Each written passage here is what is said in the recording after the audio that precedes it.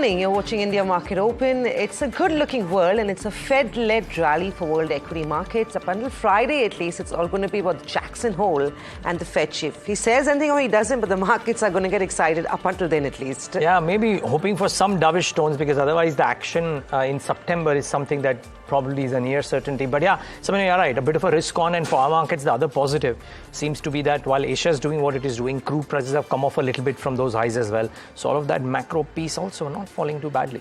Yeah, it looks pretty good, and gold is looking good. So most people who have gold on their portfolio are excited. And let's not forget, the dollar is weaker, the bond deals are lower. All of that really means risk on trade for emerging markets like India. Let's quickly highlight for you what's happening across the world. Implied Nifty is indicating to a gap up start this morning, largely keeping up with world markets. So 40 points higher is what we're eyeing. Remember, this week is going to be about consolidation with a very clear positive bias on the index. Very similar sort of trade was seen in yesterday's session as well. In terms of global cues, Asian markets mostly are gaining in early trade. You've got China and Hong Kong, which dance to their own tune, trading slightly soft, but Japan is up. Look at that, 2% higher. You've got South Korea and Singapore all trading deeply in positive territory. Well, let's tell you what's keeping China on the edge. Very soon from now, we will be expecting the China Central Bank to announce its 1-year and 5-year loan prime rates. This is the rate that lending is given to corporates, and that is expected to remain largely unchanged. So what you're expecting is Chinese markets to react to that over the course of the next few hours. Well, Wall Street is having a party. The party extended from the weekend into early hours of Monday. Trade with the Dow, the Nasdaq and the S&P 500 all going home in positive territory. The Dow futures are trading flat, as you can see. Well, the S&P and the Nasdaq have extended their longest winning streak of over 8 days in the year 2024. All eyes remain on the Fed's last policy meetings minutes, which we released on Wednesday, and of course Jackson Hole Symposium, where the Fed chief will talk about the trajectory of rate cuts and an anticipation of moving from a restrictive to a neutral monetary policy. That is expected on Friday, so what we are expecting is the party may extend up until that speech of the Fed chief. Trading volumes, interestingly, were quite light, and that's because they're calling it the late summer trade. Could be because most people are going off, wrapping up their summer holidays in the US, on back of which volumes were light, and hence markets may be a little more volatile on back of lighter volumes. Apart from that, there's nothing much that's driving Asia and Wall Street apart from the Fed-led rally. Crude, like Niraj said, has declined for the third straight day. It's now down over 3%. Remember, in the early part of this year, we were going through a bullish trend on crude prices. There has very clearly been a reversal on that. Brent crude now in bearish territory. It's at $75 to $80 a barrel mark, which has largely been sacrosanct for crude for quite some time now. Well, there are hopes of a ceasefire deal in Gaza that's supporting crude. Along with that, weak demand from China. Now, this is very interesting because crude is declining on back of weak Chinese demand, but metals are gaining. So copper is gaining on expectation of a recovery of demand in China.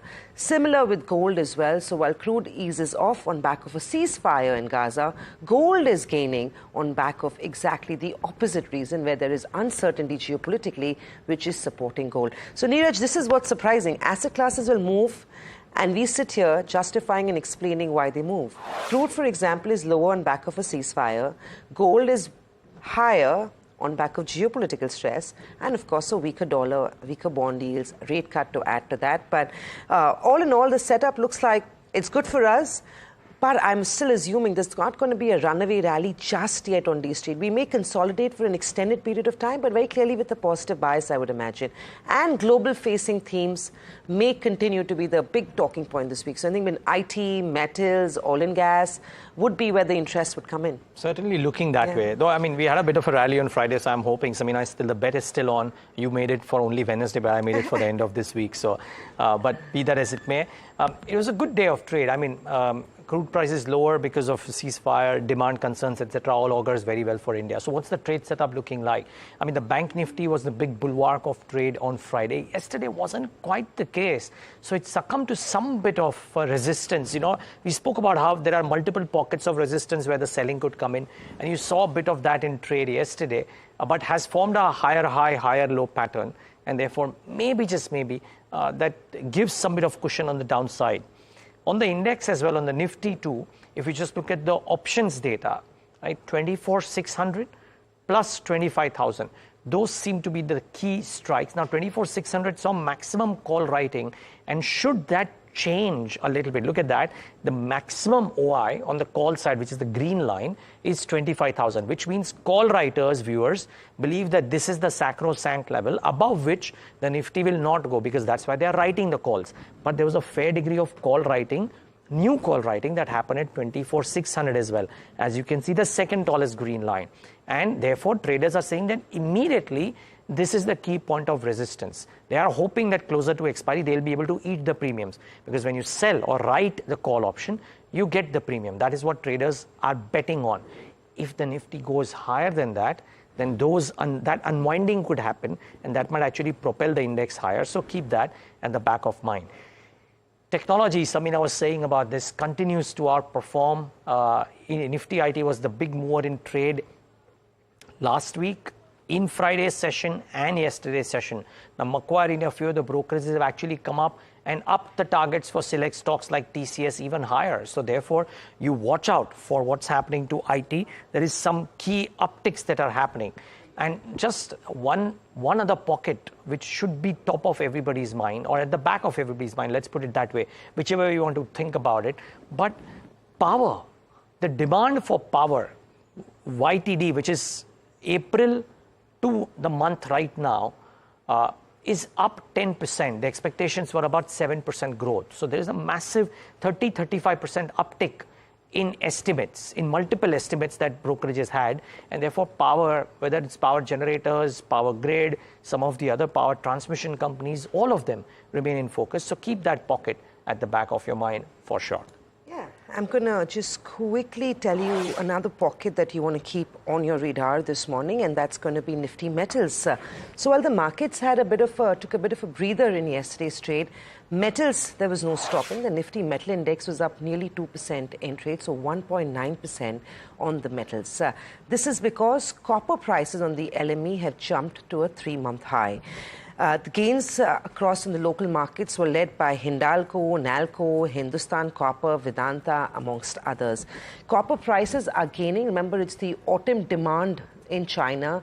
So what you're seeing is that these prices, Chinese traders are lock, stock and barrel stocking up on copper ahead of the pickup or anticipated pickup in the autumn season. For now, metals is in the sweet spot, of course, along with the weaker dollar, rate cut in the US. It's also anticipation of a pickup in the autumn season from China that's actually helping copper prices. So metals along with IT is one sector that you want to very clearly keep on your trading radar. It's usually risk on, so this is one sector that defines risk on in every way possible. Quick one on fund flows. So while we've been very excited because we saw a buy figure on Friday, for the month, FIs continue to remain net sellers in the market. We've seen some participation of FIs coming into the primary markets because there may be a little more valuation comfort in that sense. But yesterday was no different. Foreign investors sold, domestic investors, as always, picked up that supply and bought into our markets. I think this is what's interesting, right? While we've been getting excited, sporadic buying numbers coming in from FIs. August so far, they've only been selling equity. They've been buying debt, interestingly. And it's not just August. Even July had a negative or an outflow from foreign investors. Now, I wonder whether all this money is going into China because, I mean, there is a slow, quiet move the last 15-day numbers on China have seen massive outflows. You're right. Was it Japan, Taiwan that saw some pickup in flows? So maybe that bucket, Samina. Yeah, or maybe another asset class. Maybe it's commodities. Maybe it's debt. Maybe it's currency. There are so many other asset classes. But for now, FIs are net sellers on D Street, at least for August so far. Yeah, and just before we get to specific stocks, Samina, just a set of stocks which seem to be in momentum for the last few days, and particularly yesterday. You saw across the bucket, because small caps viewers yesterday, remember, were up in the green, 1.6% higher for the small cap index. Look at the stocks in momentum. It was across the board, from a BPCL to a Ola Electric to a Triveni Engineering to a Kaplan Point. So you had OMCs, you had sugar and ethanol, you had pharmaceuticals, you had new age technology like Ola Electric continued to do well, and we'll talk about Ola in great detail. So it seems that while the Nifty was flattish, the broader end of the spectrum showed some remarkable breadth and very strong resilience. This is again what surprises me, because from the end of 2023, there has been an anticipation that large caps will play catch up.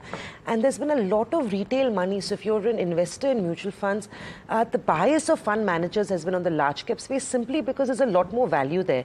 But I mean, markets do have a mind of their own, and they still seem to be rewarding broader market, expensive stocks. And the only argument I can come up is that a small and a mid cap stock has a potential to become a large cap. A large cap may not have the potential to get any more larger in that sense. But that is the story. And Ola Electric, Niraj referred to that, but this is stupendous rally on Ola Electric. Most people were circumspect when the stock IPO opened. They've been investors, traders, advisors have been bewildered by the rally in Ola Electric. It's doubled since its listing day. Its market cap stands close to 65,000 crores. But people still believe that it may be a hold, because as Niraj said, it's all about momentum. And if you're on the right side of momentum, Ola Electric would feature on your list. To add to a few known names that we'd be tracking, remember the news flow is slightly quiet. Again, seasonal, right? Because you finished with earnings. The next couple of days will be quietish in terms of corporate announcements. But we've got a few this morning. And it's Zomato. While this stock has had a dream run in the last couple of months, today may be a little bit of a down day. Anfin, which is an holding, which is Anfin Singapore, which is a subsidiary of Alibaba, is looking to offload 1.5% stake in Zomato. It's going to be through various block deals, but what is a key takeaway is that the price that they would be looking to exit at is going to be at a 4% discount to yesterday's close. So 251 rupees is what the floor price has been fixed at. There is an option of oversubscription as well, so you may see some more than that 1.5% stake that Anfin will look to offload. Up until June 2024, the holding of Anfin in Zomato was at about 4.3%. So that will come down closer to 2.5% by the time this block deal has been completed. So Zomato is going to be one to watch in early minutes of trade. Very clear downside bias can be expected. Along with that, a couple of smaller names, and I'll take you through that. Poly Medicure. It's opened its QIP issue yesterday. The floor price for this one is 1,880.16 rupees a share. The issue size is also fairly large, about 1,000 odd crores, and the stock, remember, was up 9% in trade. The shares again are offered at 11.2% discount to yesterday's closing price. So watch out for this one. Funds are going to be used for expansion purposes. That's what the management has said.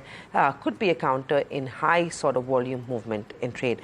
Another one I'll mention, which is not is going to debut on the exchanges today, and that is Saraswati Sari. So while we talk about Ola Electric, even the likes of Saraswati Saris have been oversubscribed, and oversubscribed to the extent for 107 times. There's been a lot of interest from foreign investors as well in this primary offering. It's a 160 crore IPO, so rather small in that sense. But the expected listing of this one is expected to be at nearly a 30% premium when the issue opens up. So about 29 rupees higher than the closing price. So about 179.80 is what Saraswati Sari Depot should be listing at. Wow. Yeah, that should be interesting. By the way, on the IPO corner, the other one to watch out for viewers is Interarch Building Products. I was talking to Sajid yesterday. This seems to be the first port of call for almost any capex-related theme, which is the products or the joint products that Interarch is building. It got subscribed 3.2 times on day one. It's certainly an IPO that you want to watch out for. Do hear the all you need to know conversation, or the IPO or the conversation, and the all you need to know copy on the IPO on our website as well. But seems to be an interesting one. Okay, what else? I mean, much like Maruti, Bajaj Auto is making a provision, small one. I just want to highlight that this should not bring the stock lower. keep this in mind because Maruti had a much higher provisioning, of course on a much higher P&L as well. But be that as it may, I don't think these one-off charges are really bringing the stocks down. So bear that in mind. I want to mark the July action by mutual funds because a clutch of new stocks got added by mutual funds, and the top 3 or 4 were the more interesting ones. So Emcure Pharma somehow has gotten the highest number of flows or highest quantum of flows from mutual funds in the month of July. Or when I read the note from IDBI Capital, there are at least 5 fund houses that have cumulatively put in about 800 crores into Emcure Pharma in the month of July. You might want to watch out for this business, and then a host of others, right? Bansal Wire, Raymond Lifestyle, Tata Motors DVR, Entero Healthcare. So a clutch of those names. So that's the second set of stocks on my radar. Do keep an eye out for these. And I want to mark BPCL. It was a big mover in trade yesterday. Crude prices have fallen, and Cities opened a 90-day positive catalyst watch with a target price of 380, which is about a 14% upside on BPCL current market price. They say that their analysis suggests that fundamentals would no longer justify Brent prices above $80, so crude prices lower is positive for BPCL. Concerns of an imminent fuel price cut are premature, so that's their view again. And they believe that oil marketing companies' integrated margins should improve sharply over second quarter and third quarter, which is the current and the next quarter. So all of that makes them believe that there could be a positive move in BPCL relative to the indices. So therefore, that's one more stock that you want to keep on your radar today. You know, there's also news this morning, and some of the newspapers are carrying it, where your state-run oil and gas companies, so HPCL, BPCL and IOC, are in talks with Equinor to secure long-term contracts for LPG. Now, what the impact of this is, we'll try and understand over the course of the day, but from the look of it, it seems like a more cost-effective LPG partner in sustainability over the near term. We'll get more details on the story, but that could be one more reason why some of these oil and gas stocks could continue to see buying interest. Another smaller company, and this is only about 3,500 crores market cap, but I want to mention it very quickly because the stock was a big mover and moved in large volumes yesterday, is Sequent Scientific. They've received pre-qualification approval from the World Health Organization for albendazole, which is an API, and this is in partnership with Mepro Pharmaceuticals. Albendazole is a vital medication used to treat a range of parasitic infections. Varsha, of course, is working on what the market size of this drug is, but I believe the stock should be reacting positively from the get-go this morning, Niraj. Yeah, I mean, we're really interesting. A lot of block deals, a lot of buybacks. Zomato block deal of 1.5% at a floor price of 251 or thereabouts could be interesting too. There's Nuclear Software, a board meeting for a buyback on August 22nd. So that could be interesting too. IndusInd Bank has gotten the RBI approval for the mutual fund business. Again, could be very, very interesting. TCS, like I said, Macquarie's raised the target to 5740, and therefore that could be interesting too. And last one, HG Infra on my list, because HG Infra, there's a block deal today in the pre-open rates maybe. So that is something you want to keep an eye out for. As also, lastly, viewers, KEI and Polycab, because this is UBS note, and we'll talk about it in greater detail, but KEI and Polycab, UBS has initiated coverage with a buy rating on the cables and wires piece.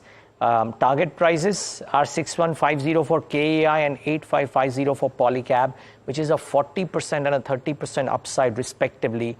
Do keep an eye out for both of these names. To my mind, these could well be stocks of the morning based on brokerage calls. So we'll talk about it in greater detail, of course, a bit later on. But it's time of the show when we talk about the big elephant in the room, the gorilla in the room, the bison in the room, whatever you call it. Or Sajit, is it, Samina and Sajit, merely an EV maker which has gone berserk?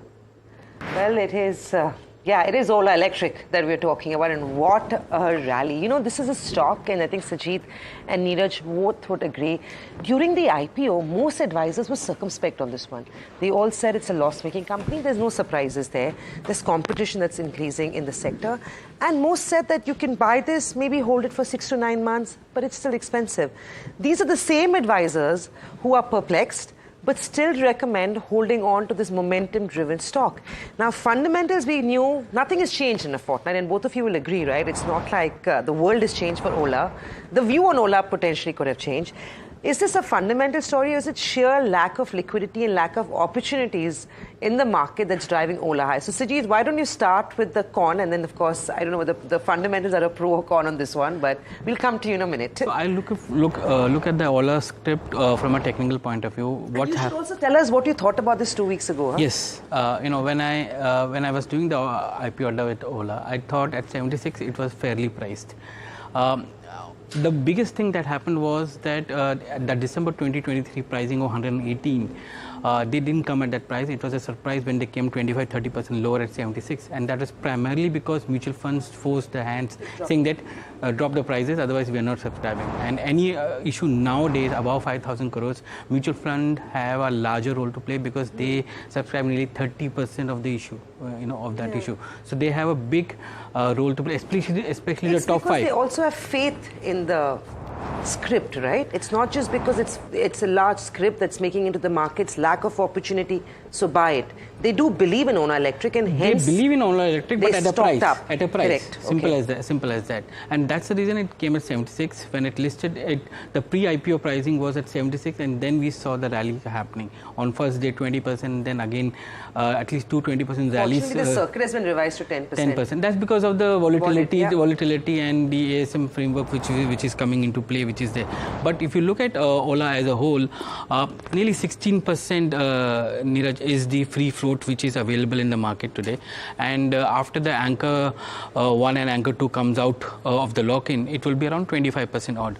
But we have seen, roughly around 6,800 crores of delivery happening. That means 79% of the total free float has changed hands.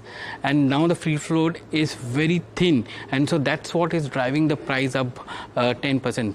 If you look at the volumes and the turnover and the delivery turnover, it's thinning. And that shows that a lot of institutions which were on the sidelines saying that, the grey market is in a negative, we'll go and buy it from the secondary market, are not able to buy it. And now they have to have Ola in the portfolio. But the biggest gainer of them is SBI Magnum Mid Cap Fund. Mutual funds hold nearly 5.7% of Ola. SBI Magnum owns 1.8% of Ola. They're still holding? They're holding on the listing day. Now, whether they've sold it or not, I don't know. But that's the outperformer for them, for that fund, I think. The anchor investors, in which case they wouldn't They were the anchor investors as well. But in which case, I don't think they can sell out because there will be a 1-month lock-in. But no, there's a 90-day total. Would not be but they have subscribed further, right? 1.79% is a huge stake which SBI Mid Cap has done, and they're sitting on 100%. Sajid, now let's talk looking ahead. The stock is at 96 odd. Yesterday, closer to 100. 146. Okay, my bad. 146. So now this is even higher than that 118 price, IPO price that was set out in December. What happens, or what should investors do?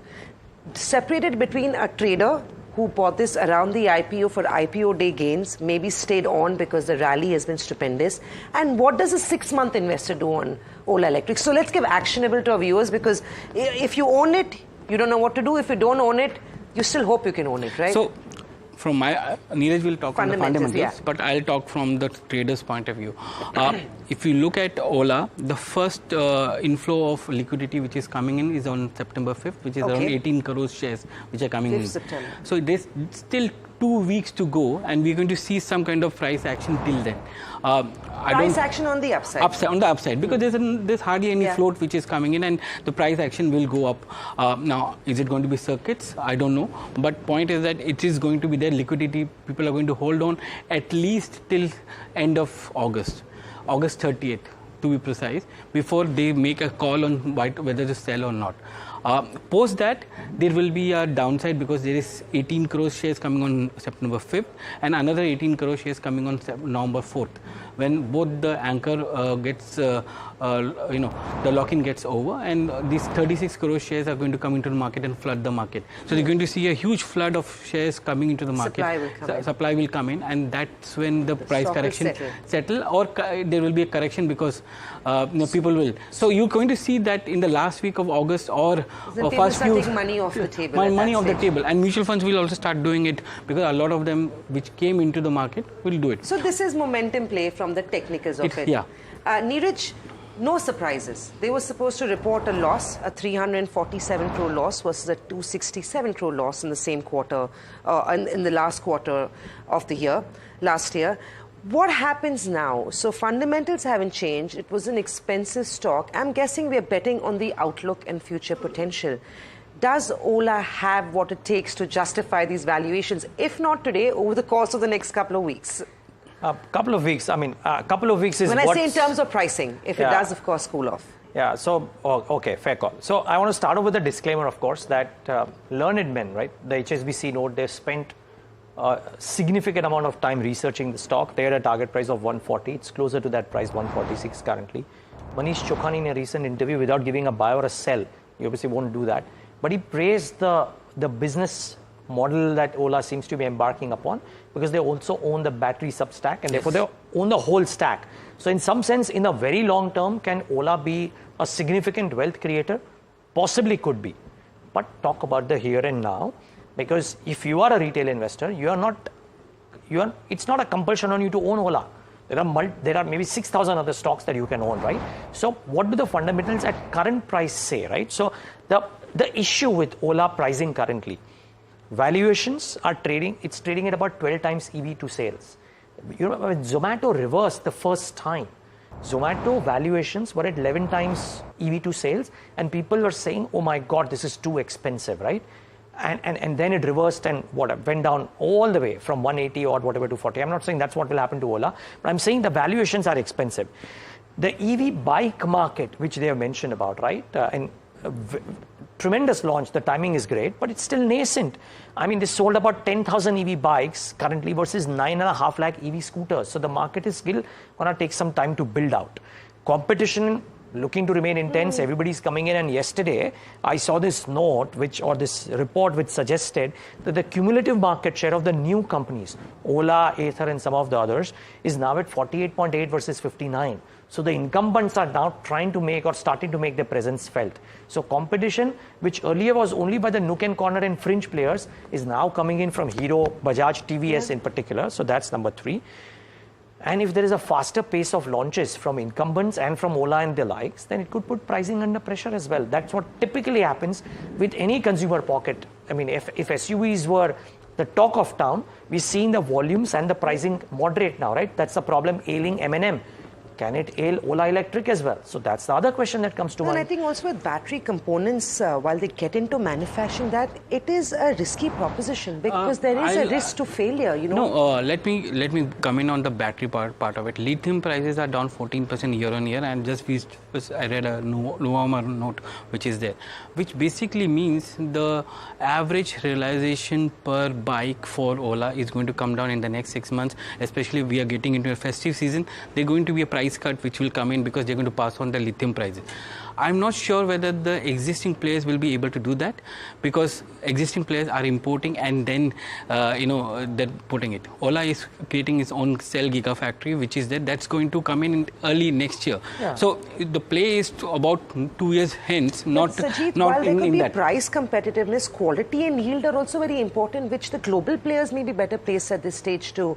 Global players are hardly in India. It's in the local players we are talking about, right? Bajaj, the TVS of the world, or the Hero of the world, and of course there is a competition from them, but that competition is not significant enough. The market share has dropped to 48.8 for the new players. Could be. So it is. So apparently, if that is the case, then the incumbents are now making their presence felt. It is, but the point is at what cost? I mean, you're comparing a 29 times or 12 times EV by EBITDA of Ola with the incumbent players. Let's look at the P&L of. No, I haven't even got to the numbers. The numbers I'm getting to now, by the way. So let me just very quickly do it, right? The HSBC note which came on Ola mentioned that their target price implies FY28 price to sales of 2.9 times and an EV EBITDA of 39 times, right? This was at a price of 110. It's at 146 now. And the current price, guys, as per for FY27 EV EBITDA valuations, Bajaj Auto available at 19 times, TVS available at 20 times, Ola Electric available at 41 times. I mean, it's a bike and a scooter manufacturer at the end of the day currently. loss making. Battery factory jab aayegi tab aayegi. For now, you give a slight premium to the battery thing, but otherwise, double the valuations of the incumbents. And it's not a legacy company, right? When you talk about an M&M, a Bajaj Auto, there are decades behind. With cash flows not as attractive. So at some point of time, you've got to ask whether these valuations deserve a justification or not. Right. Sure, it could be a great company in the future. What about now? So I think the idea is so the question is, are you going to hold it now or are you going to sell it now? We are holding it till the end of August, technically. Fundamentally... I mean, fundamentals don't justify the rally. Because, the same thing we told about Zomato. And see the turnaround in two years' time. The same thing people told about last point here. The same thing people told about Zomato at 150 rupees and 40 in 2021, and the stock corrected all the way to 40 before the valuations changed. Yes. I don't think Ola is where Zomato was at 40. Yeah. I think Ola is where Zomato was at 150 first. 150 first. So just the difference. So fundamentals don't support this rally, but the fact remains fund houses are stacking up on Ola Electric. It is the sunrise sector. Everyone wants exposure and a piece of the pie. Technically, like Sajid said, there could be a good chance that you may see the rally, ebbing off towards the end of the month, but you still have a few more weeks to go for a good run. Fundamentally, nothing has changed except that the stock looks more expensive and less attractive as it did maybe a fortnight ago. The earnings still on the radar, not looking great. Valuations are very stretched, and it could be potentially losing market share to the incumbent players. So all in all, if you're a trader, you may want to hold on to this up until the end of August. If you're a fundamental investor, you may have to invest and hold it for a longer period of time. But the fact remains, long-term wealth is created when stocks are held for a long period of time. So on that note, we'll wrap up.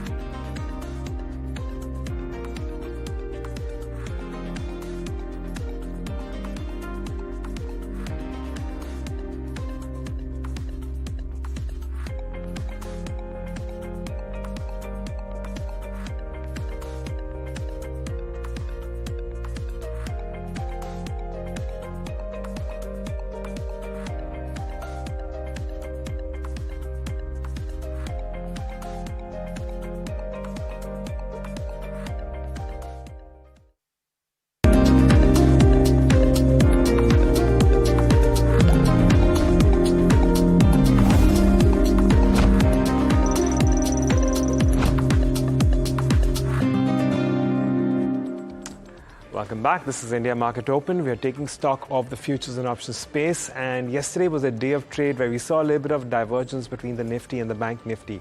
The Nifty holding on to its gains and in fact holding on to 24,500 as well. We did see a little bit of unwinding as far as the futures are concerned. And coming down to the Bank Nifty, it was a relatively weaker day where we did see the index come off by around 0.3%, even as we saw it at about 2.8% in its open interest as far as its August futures are concerned. But as we move into this week, Coming down to the Nifty specifically, while we continue to see it move in and out of the mark of 24,500, on the higher end, we're watching out for 25,000, which clearly is the one with the most amount of accumulation as far as calls are concerned.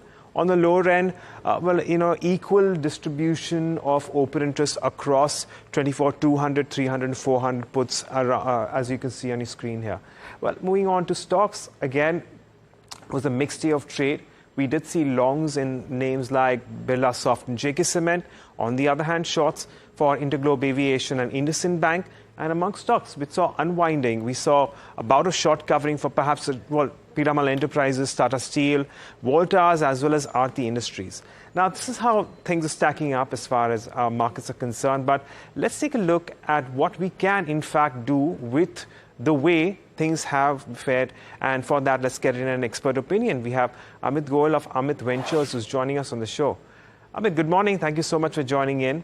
Well, I'd reckon that we perhaps can address the Bank Nifty because that's exactly where you have an option structure. What's the view here, and what kind of an option structure are you deploying here? Hi, good morning, Agam, and good morning to all your viewers. Thank you for having me again. Like we've been discussing, I've been constructive and cautiously positive and bullish on Bank Nifty. And I've seen that we have taken support at 49,500 every time we have come close to it. So I've been maintaining a bullish, cautiously bullish stance on it. However, what we currently notice is while 49,500 has formed a near-term support, we are also taking some bit of resistance at the 20 moving period average on the daily time frame, which is around 51,000, 50,700. So what I'm trying to do here is, since market looks to be in a range, I'm trying to play the range and setting up a iron butterfly for the next expiry, wherein we will sell the 51,500 call and put of 28th August expiry, one lot each, and we buy the 49,500 put as and the 51,500 call as the wings or the hedges, again of 28th August expiry, one lot each. The max profit on this trade is calculated to be around 10,000 and the max loss defined at 5,000. The margin is around 35,000 rupees. However, we will look for a profit target of about 3,500 and we will keep a rupee stop loss also at about 3,000, making this a 1:1 trade. I will suggest traders to wait for the initial volatility at the opening to settle down and then look to enter the trade post 10 a.m. Since we are not trading for this week's expiry, so there's not going to be too much of a theta decay or any premium loss, and we will play for the next week expiry because the premiums have been going down on account of implied volatility going down, and that is causing a lot of intraday variations in the P&L. So I suggest we want to reconfirm the strikes that you're selling in this particular strategy. Is that 50,500 or 51,500? It's 51,500. And sorry. It is 50,500. I'm sorry. That's yes. what I Yeah. All right. I'm all right. 18. You're right. So, well, we'll have our team also make that correction that the strikes that he's looking to sell is 50,500 and 1,000 points out. He's also looking to buy the wings, which will actually limit your losses coming in. And of course, as Amit has already mentioned, we are keeping an eye on a maximum loss of around 5,000 and maximum profit around 10,000. This is for the 28th of August expiry. So please do keep that in mind as well.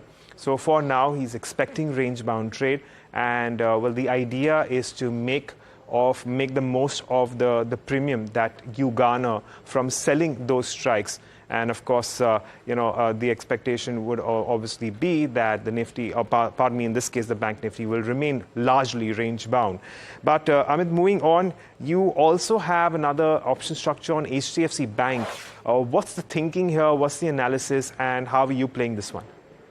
So, I'm playing the Bank Nifty and I'm playing the major constituent of Bank Nifty in a similar fashion.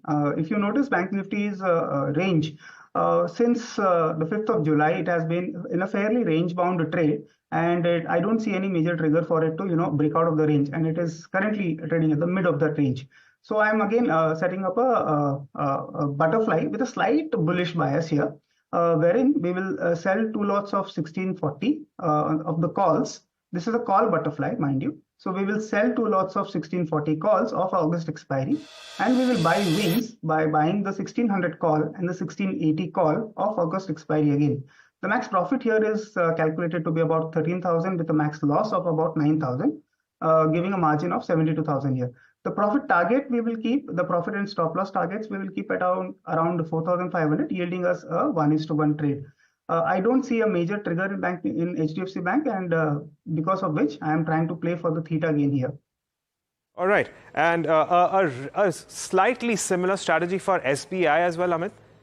Yes. So basically what a trader can do is either play the Bank Nifty trade, or we could play SBI and HDFC Bank as a pairs trade, wherein since I have constructed a slightly bullish call butterfly in HDFC Bank, I'm trying to play a little on the downside for SBI Bank, simply because it is trading below the moving average on the daily time frame.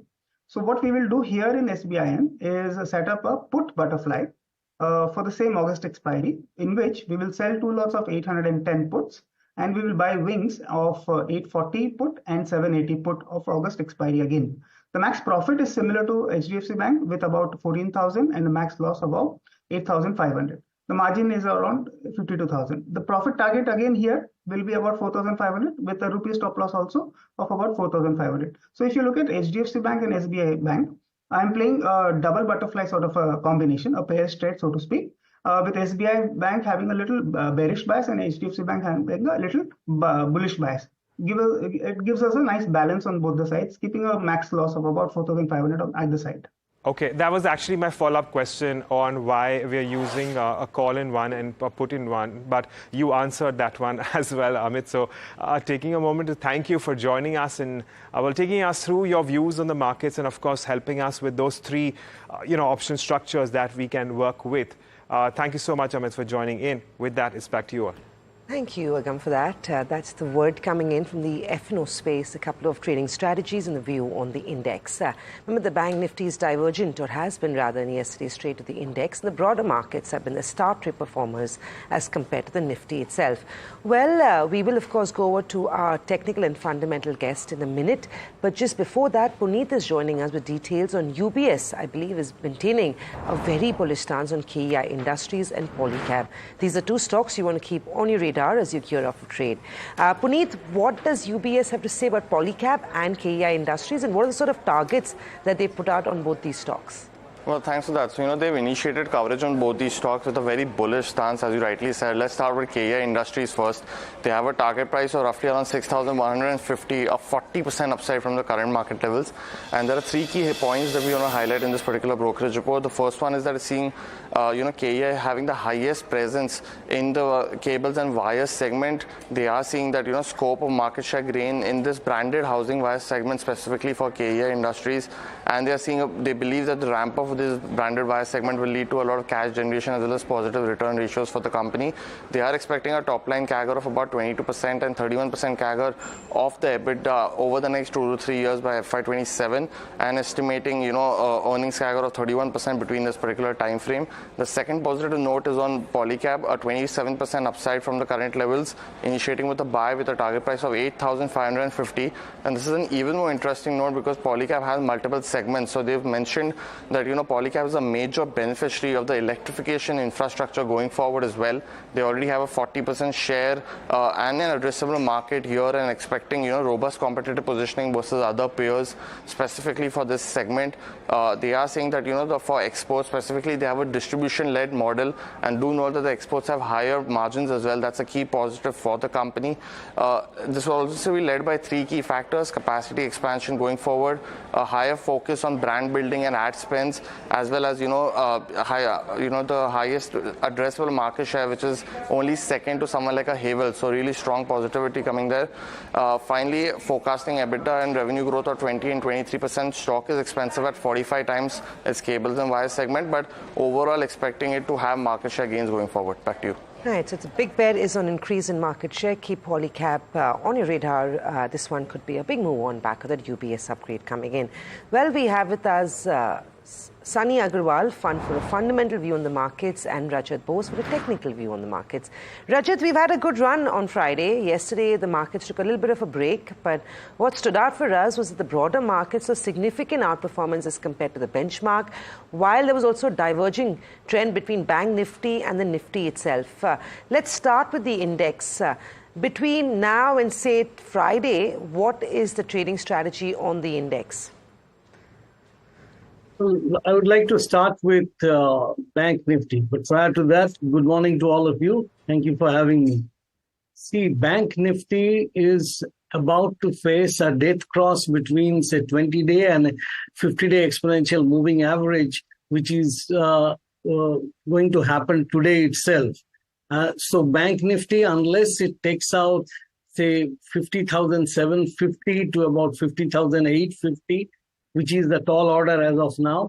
If that doesn't happen, then Bank Nifty is going to go down. And it could even, the kind of potential downside that can happen because of this death cross is at least a retest of the earlier lows around, say, 49,700. That is likely for Bank Nifty. Regarding Nifty, the situation is much better. I would say that although yesterday it opened higher but closed lower, but if the Nifty were to take out the low on the 4th of June, 3rd of June, that was 24,686. Next day there was a gap. After that there was a big fall and all that. All those things putting into consideration, I would say that it needs to take out 24,700 decisively. If it manages to do that, then there would be resistance around 24,865. After that, it would be 25,080 to about 25,115. So Nifty, do not expect it to fall much further from here unless it falls below the 9-day exponential moving average, which is at 24,387 as at the end of yesterday. If that level is not taken out decisively, Nifty will not show much of a concern. In fact, at lower levels, you can expect good buying. Despite the fact that there is some weakness on the Nifty and the Bank Nifty, I would be giving buy calls today. Yep. Rajat, just one quick follow-up before you give your ideas, and then we get to Sunny as well. Nifty IT has done remarkably well, right? So what's the view there? Because one, on Nifty IT, can it do more? And two, while large caps have done well, you had a call on, I remember KPIT last week. Mid caps haven't quite, or rather not mid cap, but the non-Nifty names haven't quite moved. Do they move now? Are you still constructive KPIT? Well, KPIT is the best among the engineering R&D software companies. You see stocks like KPIT, stocks like Tata, L&T Technology Services, these kind of companies, or say Persistent Systems, you give them medium to long term. You don't look at those companies for the short term. In the short term, maybe among all these, today the stock that I personally hold, and I have already mentioned that is L&T Technology Services, looks pretty good. It can in fact move up from here. It did perform well yesterday, and it is likely to continue doing so. But not just that. If you look at Infi, you look at TCS, even they're doing better. But Nifty and Bank Nifty, leave it aside. Bank Nifty is pretty weak. Lots of counters are actually weak there. But in the Nifty, I did not see much of a rise or much of a good. See, ITC, HDFC, these stocks are not performing. Only Reliance somewhat performing. Nifty is not going to go up. And regarding IT, I would say that after this new positive outlook in the US, IT stocks in general have started performing pretty well. So IT is definitely bullish. Right. Sunny, how do you feel about the markets right now? Is there enough reason to be on the long side, or would you still recommend staying out and hoping that there could be a correction anytime soon to stack up? Yeah, good morning and thanks for having me on the show. Yeah, definitely. I think what we are seeing in the market is something a stock-specific activity and sector rotation. Case in point, yesterday, I think capital market related all these stocks as well as oil and gas stocks were in focus. So I think sector rotation is something which we are witnessing in the market. And at the same time, on mid cap and small cap side, the companies which have reported a very solid set of numbers during the June quarter, there we are seeing a follow-up buying in the market. So a case in point, a few companies like Garware, High Tech Film, or for that matter, Just Dial, capital market stories, all the AMC companies, broking companies. So I think stock-specific activity and follow-up buying is something which we are seeing in mid-cap and small-cap space. In terms of indices, I think maybe we are in for a consolidation for next 2 to 3 months. And the next big event which I am keenly tracking from an equity market perspective is any upcoming GST Council meeting, which is likely to be held in the month of September. And at the same time, a US Fed outcome of US Fed meeting, which will have an repercussion across the globe on equity market as well as other commodities also. So I think in terms of index, yes, the consolidation is something which may happen. And stock-specific activity will continue, especially in the companies where we have seen a very good set of numbers during the June quarter. Okay, so that's the fundamental view, really. What about ideas for the morning, Rajat? I believe you have 2 large caps. Yeah, you call them large caps, great. I mean, what else would you call an Asian Paints and Titan, Rajat? I'm wondering. Mega caps. Yeah, I mean, conventionally now 100,000 crore market cap is large cap. So from that perspective, Titan is definitely a large cap. I have chosen one pen stock and one, you have mentioned Titan. I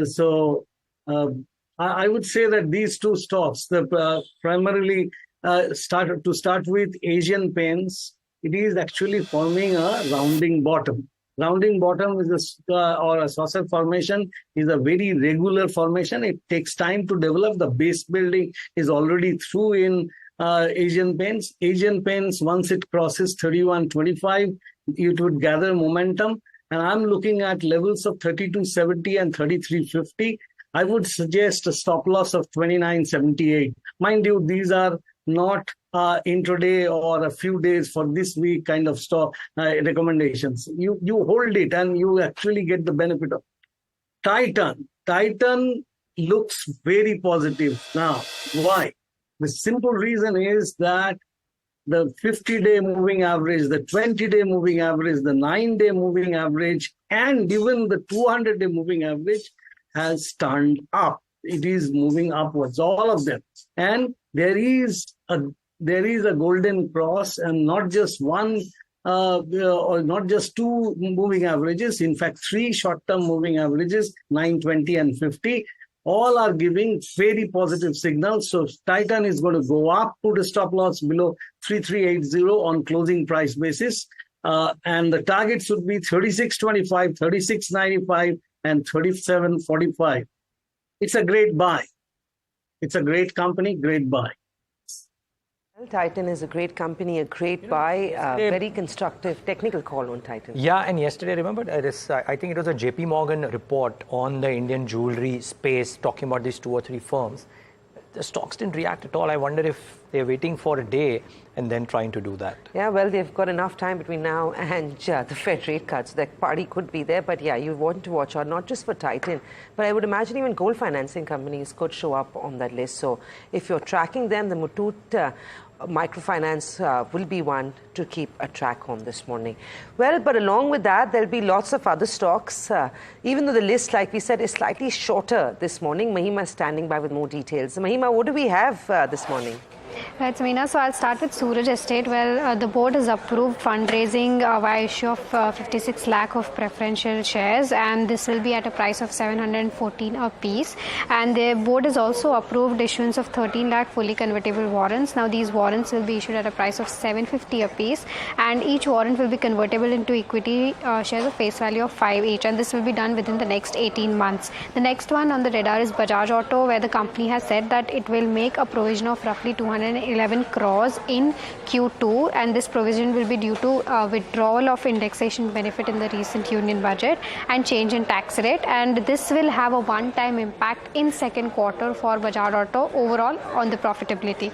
The third one is IndusInd Bank, where the bank has received an RBI nod for undertaking mutual fund business, and this will be done via a subsidiary of the bank.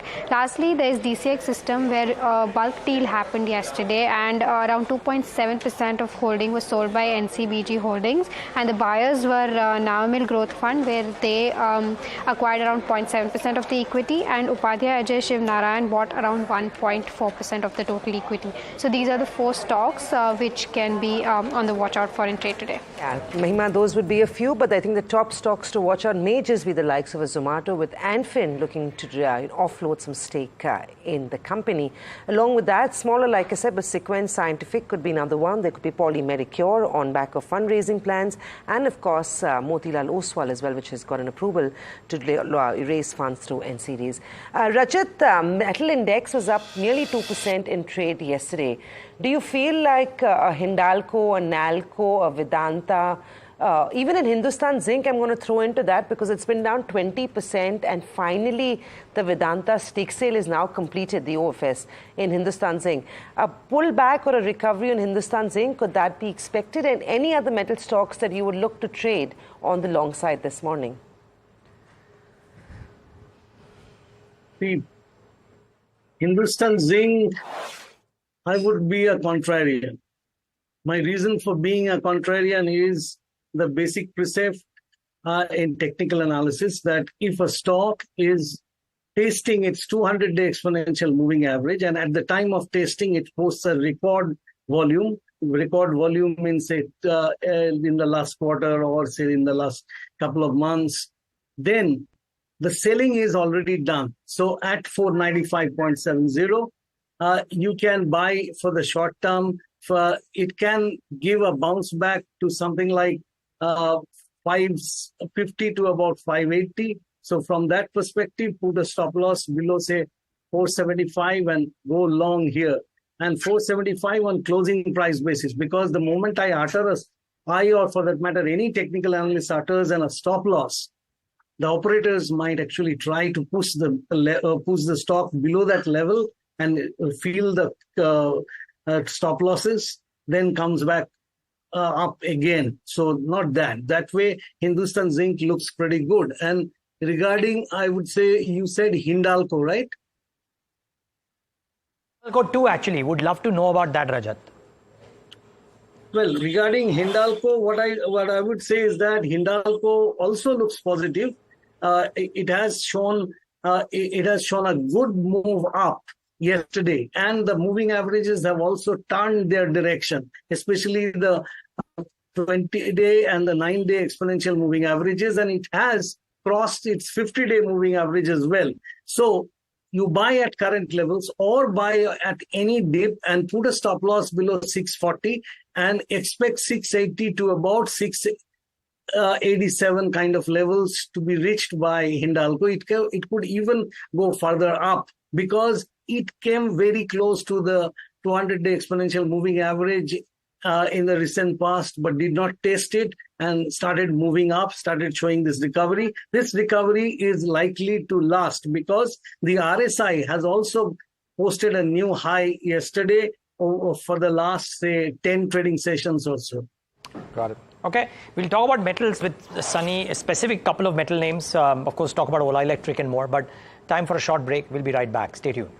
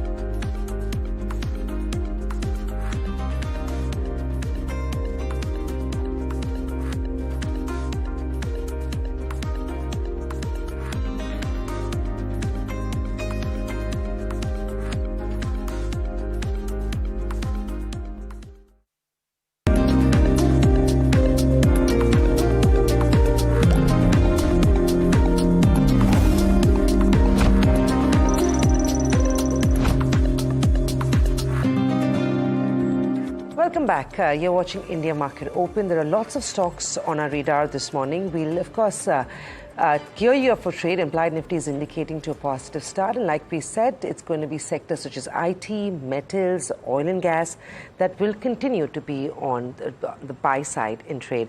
Sunny, what are you doing with some of those metal stocks? Are you confident? Would you tactically start investing in metal counters? Because copper prices have also rebounded quite well on the LME. And there's a general sense that ahead of the autumn season, there will be a pickup of demand from China. Keeping that in mind, what metal stocks are you investing in, if you are investing in? Yeah, definitely. What we have seen a massive cut as far as metal prices are concerned globally on the subdued demand from China. And the impact was seen in the stock prices of all the metal companies. I think we are cautiously optimistic on the metal as an pack, and we believe that now with the likely rate cut by the US Fed, the demand environment is likely to improve globally, and that will lead to the increase in metal prices, and that can again act as a positive kicker in terms of earning for the domestic metal companies. So we continue to remain constructive on the metal as a space. So somebody who's looking for a slightly moderate risk, moderate kind of return, one can look at MOIL. So we have seen a massive cut in the stock price of Manganese Ore India Limited, MOIL. So MOIL is a play on manganese. That is the one stock which we believe can be added in the portfolio. Another stock from the metal space is Hindustan Zinc. I believe this OFS is a good opportunity to add Hindustan Zinc in a portfolio, a play on zinc as well as silver. So it's a good play. At the same time, in the next 6 to 12 months, we will see an entire group getting restructured. There are multiple companies, individual businesses that will get listed. So that's again your pure play, tactical play on many individual commodities. So these are the two companies which we are recommending among the metal. Hindustan Zinc is one I am watching out for. After a 20% correction and not largely participating in the metal run-up in the last few days, this one could see some positive moves in trade this morning. Another one, Rajat, on my radar is Zomato. How are you going to approach this one? Anfin is looking to do a small, 1.5% stake sale in Zomato at a 4% discount, so closer to 251 rupees. There's a good chance the stock will see some selling pressure. On the charts, does it look strong enough for traders to get in at any dips? That dip, that level for traders to get into it could be 245. If it were to go down to those levels, then definitely you move in, because your stop loss in that case will become something like, say, 235 or so. You can take a 10 rupee hit, and on the upside, 280 would be your target. But right now, from here, either you will see some kind of a sideways move, because yesterday it fell quite a bit, but there hasn't been that much volume. But Zomato, over the long term, I have to say positive, because I'm an investor in this and I'm holding it for the long term. Technically speaking, it is in an uptrend, and only a short-term correction is happening. Unless it falls below 20-day moving average on a sustained basis, that would be 245 only. Then it will become a bit weak. Otherwise, Zomato at every dip one can buy. Immediate target will be 320 to about 324. Okay. Well, Zomato, Ola Electric, PB Fintech. Today, interestingly, Citi's reversed or closed their call on PB Fintech. So these 2 or 3 names could be interesting. Ola Electric, of course, starting off with a bang yet again. It'll be interesting to see what happens. Well, we've had a long discussion on Ola Electric at 160. It is really, really punchy valuations. But, well, let's wait and watch what happens there. Okay. I mean, you still have counters like REC, PFC, Trent, where valuations are not in question, right? That's true. But, well, profit-making companies are there for the long. And REC, PFC probably still lower than historic. But Trent, you are right. Absolutely no justification. Stretched valuations, but growth and is there. We've been calling out valuations for defense companies. Some of them are loss-making, or rather have been up until now, right? Yeah, but at some point of time, the shipbuilding companies have started reversing. It's just about when. When is the big question to ask. And it's not about whether. I think it's a when element. But for now, Ola is not close to that. Another 9% up move in pre-open trade is what we are expecting. OMCs will be in focus for more than one reason. Of course, you have lower crude prices, you have the conversation with Equinor for long-term LNG contract, and you have a brokerage report from Citi on BPCL. Harsh is standing by with more on that report. Harsh, what do you have? It could be potentially a strong day for OMCs, and I think if traders are looking to identify which one to pick up, BPCL could be one on back of Citi's note. Absolutely, Samina. In fact, they've opened a 90-day catalyst watch on BPCL. Reasons, first off, is that over the year-to-date period, definitely OMCs have outperformed the market by quite a margin, but a lot of that outperformance was concentrated in the first few months of the current calendar year. And therefore, over the last 6 months or so, they've sharply underperformed the Nifty. And therefore, what Citi is seemingly suggesting is over the next 90 days or so, you have an at least 10+% upside when it comes to BPCL. Reasons as under. Why the underperformance? Firstly, GRMs, which is both gross refining as well as marketing margins, have taken a bit of a hit over the last 6 months, which is likely the reason why some of these stocks have underperformed. Second is, of course, elections. So these two reasons now fast reversing over the next 90 odd days is what Citi seems to suggest. That reversal will likely lead to a better trade in BPCL, and that's why Citi has opened this 90-day catalyst watch. Of course, valuations being supportive. Just in terms of EPS growth, it's above consensus, and therefore it's something that will possibly drive the stock price higher as well. Also, a 4 to 5% dividend yield, very supportive of the valuation as well. So all of those factors put together, Citi quite constructive. Okay, well, and starting off well, this one, Sunny, are you guys constructive on OMCs? And if so, between HPPP, IOC, which one would you prefer? Yeah, Niraj, we are constructive from a long-term investment horizon, and I would prefer HPCL. The reason being that their Barmer refinery in Rajasthan is getting commissioned in the next 18 months. And post-commissioning of that Barmer refinery, I believe HPCL can deliver EBITDA of close to 35 to 40,000 crore, maybe 2 years down the line. And right now we are sitting on market cap of 80,000 crore. I think if somebody has got a patience to invest in HPCL for next 2 to 3 years, I think it can deliver a very fantastic return in with an investment horizon of 2 to 3 years. Okay, and so Rajat, is there a trade here? BP, HP, IOC, BP in particular is starting off really briskly. So at these rates, on any of these, assuming that this is how they start off, would you buy any of them? From a generic OMC variety, then I would say that best opportunity lies in Indian Oil, IOC. IOC at current levels, 170, you put a stop loss below, say, 162. On the upside, if it were to cross the levels of, say, 173, then you can expect it to move to 180 or something. Regarding Hind Petro and BPCL, the charts are almost similar. HPCL needs to take out levels of, say, 405. Only then you will see some kind of strong momentum will happen. And regarding BPCL, I would say that similarly, here also, say, 360 needs to be taken out. If that gets taken out, then there will be a good move. But one can always buy for with a target of 360 and put a stop loss below yesterday's low. Okay.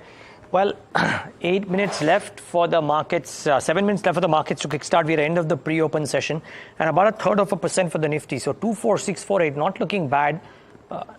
Nifty IT yet again leading the charge. Another 0.5% odd added for the Nifty IT, and it'll be really interesting to see what the TCSs and the HCL Techs of the world. HCL Tech has a CFO replacement too, but nothing deterring that space, doing really well for itself. So keep an eye out for the IT stocks for sure.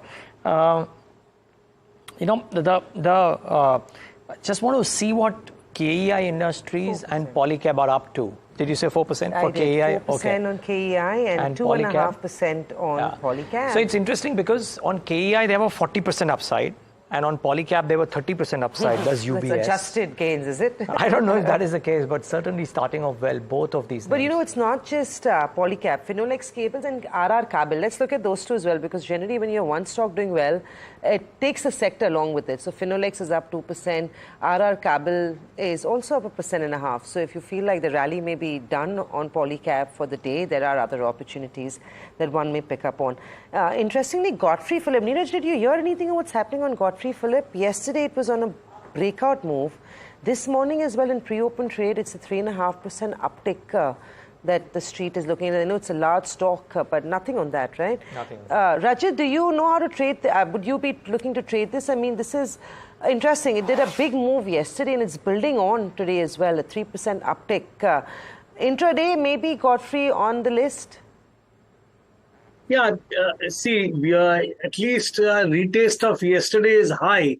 Yesterday's high is about 5,400 or thereabout. That might get tested again, and once it moves above that 54, I think 54.22 would be your next target. But this is a vertical run. One needs to be very careful with the stop loss where they place it. Well, watch out metals, watch out banking. Today, by the way, is the big interview of the RBI governor on NDTV Profit at 4 p.m. And I think very keenly watching out for what the RBI governor has to say about what could happen to the MPC trajectory or thought process if the Fed were to cut rates in September. Not that he hasn't been asked that in the presser conference, but I think I'm really looking forward to the tonality of what the RBI governor has to say today. So at 4 p.m., it's a big one. Yeah. We're keenly watching out for that. And I think also the health of banks, the fact that deposits aren't, they aren't picking up. And these were concerns that the RBI governor has laid out. But is there a plan to fix the problem? I think those are, conversations that you want to watch out for, because this will direct and determine the health of some of these banks that we've been looking at and talking about frequently. But of course, we've got 3.5 minutes to go. Rajat, as we gear up. Actually, let me come to Sunny before I go to Rajat for a last call before markets open. Sunny, I don't know whether Niraj talked to you about cable companies, but if he hasn't, do you like a Polycab, Finolex, RR Cable? There's been an upgrade coming in from UBS on the KEIs of the world. Yeah, definitely. I think even Q1 was slightly muted for Polycab, but that was due to the adverse product mix. The outlook continued to remain healthy in the entire cable and wire industry, and Polycab continued to deliver the number above the street expectation. Another pick which I like in this cable is Finolex cable, where we feel that the capacity expansion which the company is coming up over the period of next 6 to 9 months, that will definitely aid in the volume growth. So Finolex cable is my pick, and apart from Polycab in the cables and wire segment. Rajat, one last call before we get into market opening. The top stock, at least in pre-open trade, is KEI, followed by Sapphire Food, Polycab, and metals aren't doing too badly. Nalco is topping the list as of now. So anything that you want to give our viewers, intraday, next few days, just before markets open? I would say KEI looks the best of all the stocks that you have been discussing. KEI, I don't know where exactly it is showing at pre-open. If it is 45.50, then still there is more room left. I would say 47.75 to about 48.50 would be the target for KEI. KEI, one can put a stop loss below, say, the yesterday's low, which is around, say, 42.87 or so. And then one can think of buying. Otherwise, if it opens higher, then you put a stop loss below the Bollinger Band level of 44.41. What else? Metals are not having a bad start. Nalco, for example, is up about 1.8%. There is Indian Hotels, which is up about 1.75%. So watch out for that one too. But I must say, today the gains are a lot more tempered, viewers, than what the past few days have been at the broader end of the spectrum. Our bet stays, Niraj, till Friday? Yeah, 100%. If you count last Friday, I'm already winning. So let's wait and watch. It was last Thursday, but never mind. No, Thursday was a holiday. But KEI Industries up 4% is the top gainer today. at 4550, and the others are just about meandering along. So Rajat has already said, sorry. But the good news is, well, you don't have very big gainers, you don't have very big losers as well, at least this morning. Yeah, you don't. But Rajat, very quickly, you're speaking about all the other things. Hotel companies haven't had it too bad. Indian hotels, how does it look on the charts? The Indian hotels, it is looking slightly weak, but since it has not fallen below the 50-day moving average yesterday, there can again be a bounce back. But in this bounce back, if it sustains above 625, I think the pre-open is at 624 or so. In that case, you can expect 650 to about 660 on the upside. Okay, about 40 seconds left for the markets to kickstart trade. Stay on, gentlemen. Sunny, we'll ask you the opening question and let you go post-market open. But 30 seconds left for the markets to kickstart trade. Remember, large caps starting off well because of IT. But quite unlike yesterday, the broader end of the spectrum doesn't seem to have a really brisk trade opportunity, or at least the stocks are not quite showing that.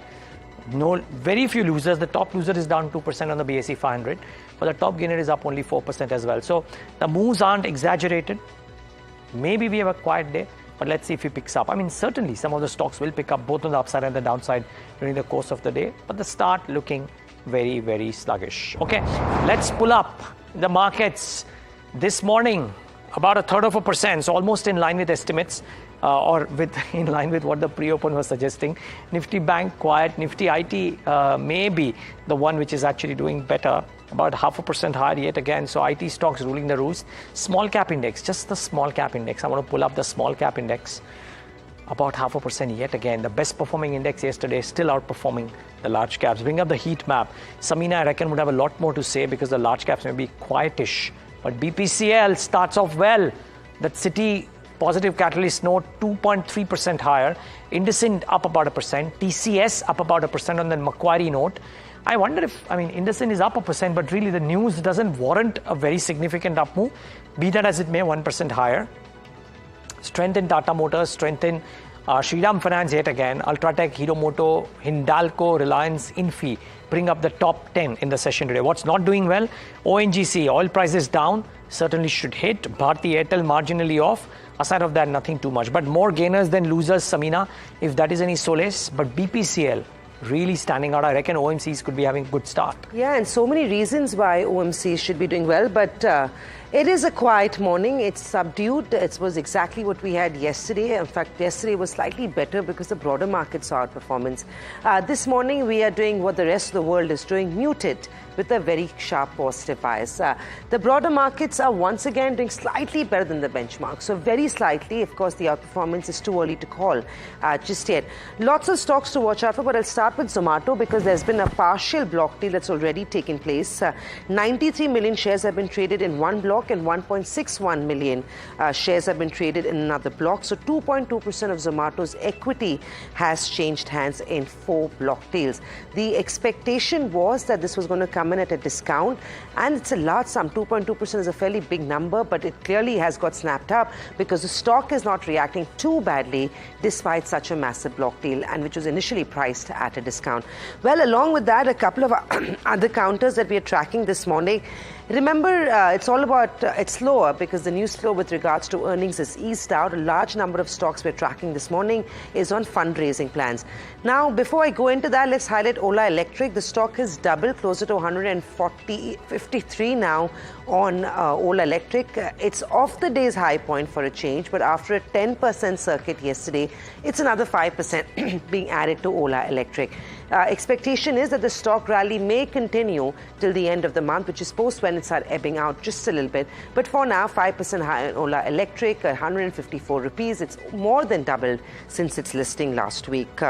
Well, UBS puts out a constructive report and stocks react. So if you're looking for opportunities to trade, UBS might have given that to you on a platter when it comes to cable and wiring companies. It's gotten a constructive call on Polycab, KEI. Both those counters looking very healthy in early minutes of trade, 2.5% 3% higher on KEI. Polycab is up 3.5%. The excitement is spreading for the sector. So you've also got Finolex Cable and RR Kabel that are trading with gains of 2% each this morning.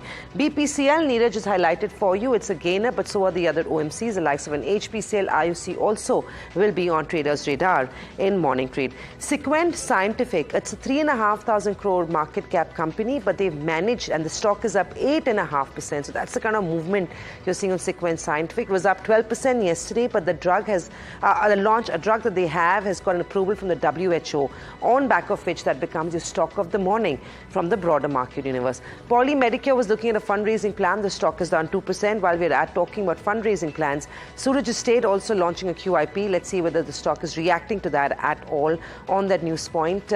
Not great. 1.5% higher is all we have. So Niraj, largely quiet morning, but I'm telling you, the Sequent Scientific has stood out for me. It's up 10% now, 11% yesterday, and it's doing well. I think this deal with WHO could be pretty significant for the company. Yeah, I mean, some of these deals are really moving stocks. Yesterday was Kaplan Point, and today Sequent Scientific, yesterday and today, by the way, doing well. Must mark Ola Electric yet again, another 4% higher for that one. Okay, Sunny Agarwal, before we let you go, this small cap pharmaceutical bucket, whether due to results or due to these deal wins or due to some very niche deals that these stocks may be striking, or these businesses may be striking rather, has anything stood out for your house from this small cap or very small mid-sized pharmaceutical names? Yeah, I think one company which is under focus is Natco Pharma. I think their Revlimid drug is getting a very good response in the US market, and we have seen a very robust set of numbers from Natco Pharma. And even in terms of valuation, looking very cheap, even post the recent rally in the stock. So Natco Pharma is the one stock which has caught our attention. And one more stock is Supriya Life Science, where we are going to see a slew of drug launches over the period of next 12 to 18 months. And that is something which will drive the healthy earning growth. So these are the two small cap stocks which are on our radar from an investment perspective. Okay. Sunny, we will let you go on that note. Thank you so much for taking the time out and being with us.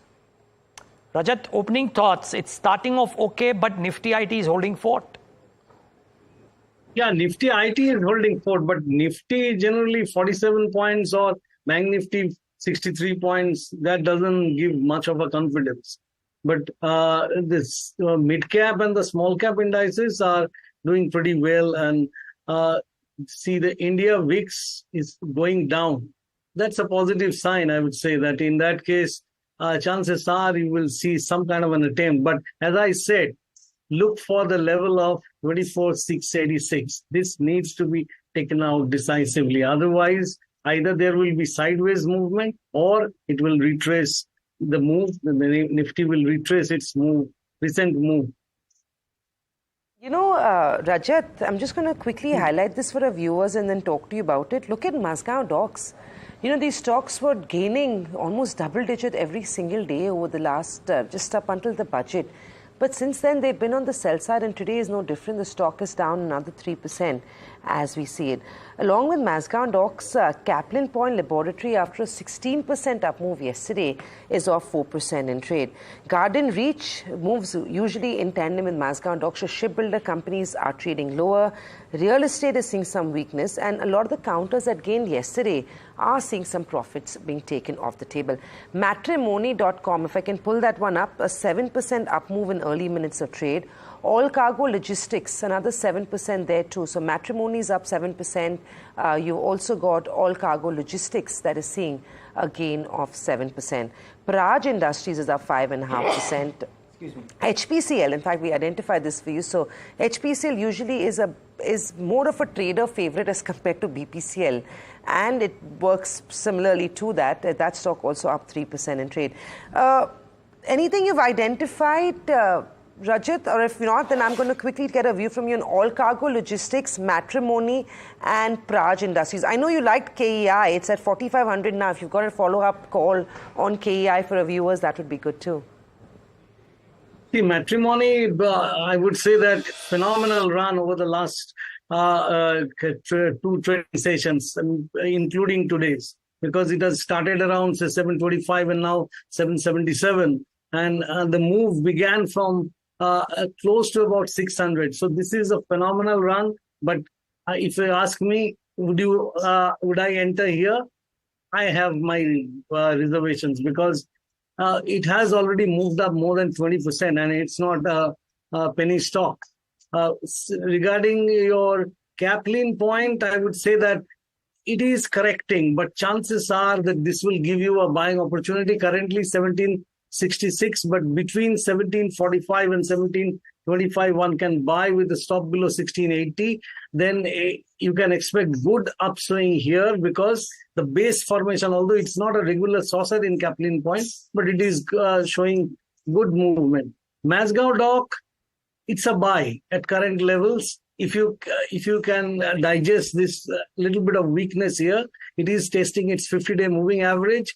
Chances are that this will bounce back from here, because earlier occasions, Mazgaon Dock actually bounced back from the 50-day moving average. I think I have filled your list. But I'm not going to let you go without asking. That would be unfair to our viewers if I don't get a quick view from you on Ola Electric. There's no stopping this one. Most people are perplexed by the rally, but it's been so sweet that it's hard to quit if you're invested. On Ola Electric, I know there's not too much historic data, but how do you feel about the stock at 153? New skyscraper is being built around your studio. It's like that. I would say that it will. It is the initial move. There is, I think, scarcity of available stocks people want to buy, but one should not be getting into it right now, for simple reason that these kind of moves after the initial listing period, you check it, you will see number of stocks, they settle down much lower. So hold your greed and wait for levels around 120 to buy. Okay. Well, that's one set of names that you watch out for in a skyscraper being built. You know, it's difficult for Rajat to give a view on Ola, but Samina is right. It's just virtually impossible to not talk about that one. But you see the rally tempering a little bit, maybe rightly so. The valuations are expensive. Even if it's a great company, it's owned the Substack, etc. The valuations are expensive. So just tempering off a little bit as we speak. Okay, what else? You know, if you look at the Nifty 500, and you know, Rajat, we have this recycling company coming up in moments from now, but that whole space, a Gravita India, a Ganesha Ecosphere, a Tina Rubber, all of them have done really well in the recent past. Do the charts suggest more upsides? I would urge you to look at the longer term charts instead of just giving a trading call. If you can pull them up at such a short notice. But any of these recycling businesses, do you like the long-term charts? You will get bored to death, because I will mention that unusable word, parabolic. Parabolic is what Gravita is showing. You buy it. I tell your viewers, I tell others also, that is, look at two stocks. One is SRF and one is IEX. What can happen after a parabolic? IEX will give you the negative side of it, and the best case scenario will be provided by SRF, which actually went into a range-bound movement. If you buy into an index also that is going parabolic, there will be a period, a long period, like between say 1964 to 1981, the Dow moved only 1 point. Similar kind of situations will happen in these kind of stocks that are showing this parabolic. So avoid Gravita, avoid anything that is showing a parabolic. Most of the defense stocks are in that category. Well, thank you for that, Rajat. Good having you on the show. It's always a pleasure to get perspective from you and, of course, trading ideas for our viewers. There's also news coming in. Ola Electric, there's been a bit of a block deal that's taken place. 0.5% of equity has changed hands at an average price of 151 rupees a share to the tune of 352 crores. That could be one reason that you're seeing a little bit of subdued or softness on Ola Electric. It's still in positive territory, but off the day's high point on back of that block that hit the market. Only a few minutes ago. The markets, in the meantime, gradually holding on. We're back at 24,600 levels, so no concerns there. Remember, 24,700 is going to be an important level of resistance for the markets. Once that gets taken out, 25,000 can also be on the horizon. The breadth of the market is okay. The bias still remains on the upside, and that's what traders and investors will be taking heart from. The stock of the morning on the Nifty 500 is Praj Industries and All Cargo Logistics. Both those counters up over 7%. On that note, we'll take a quick break. We'll come back. We'll put the focus on the recycle space.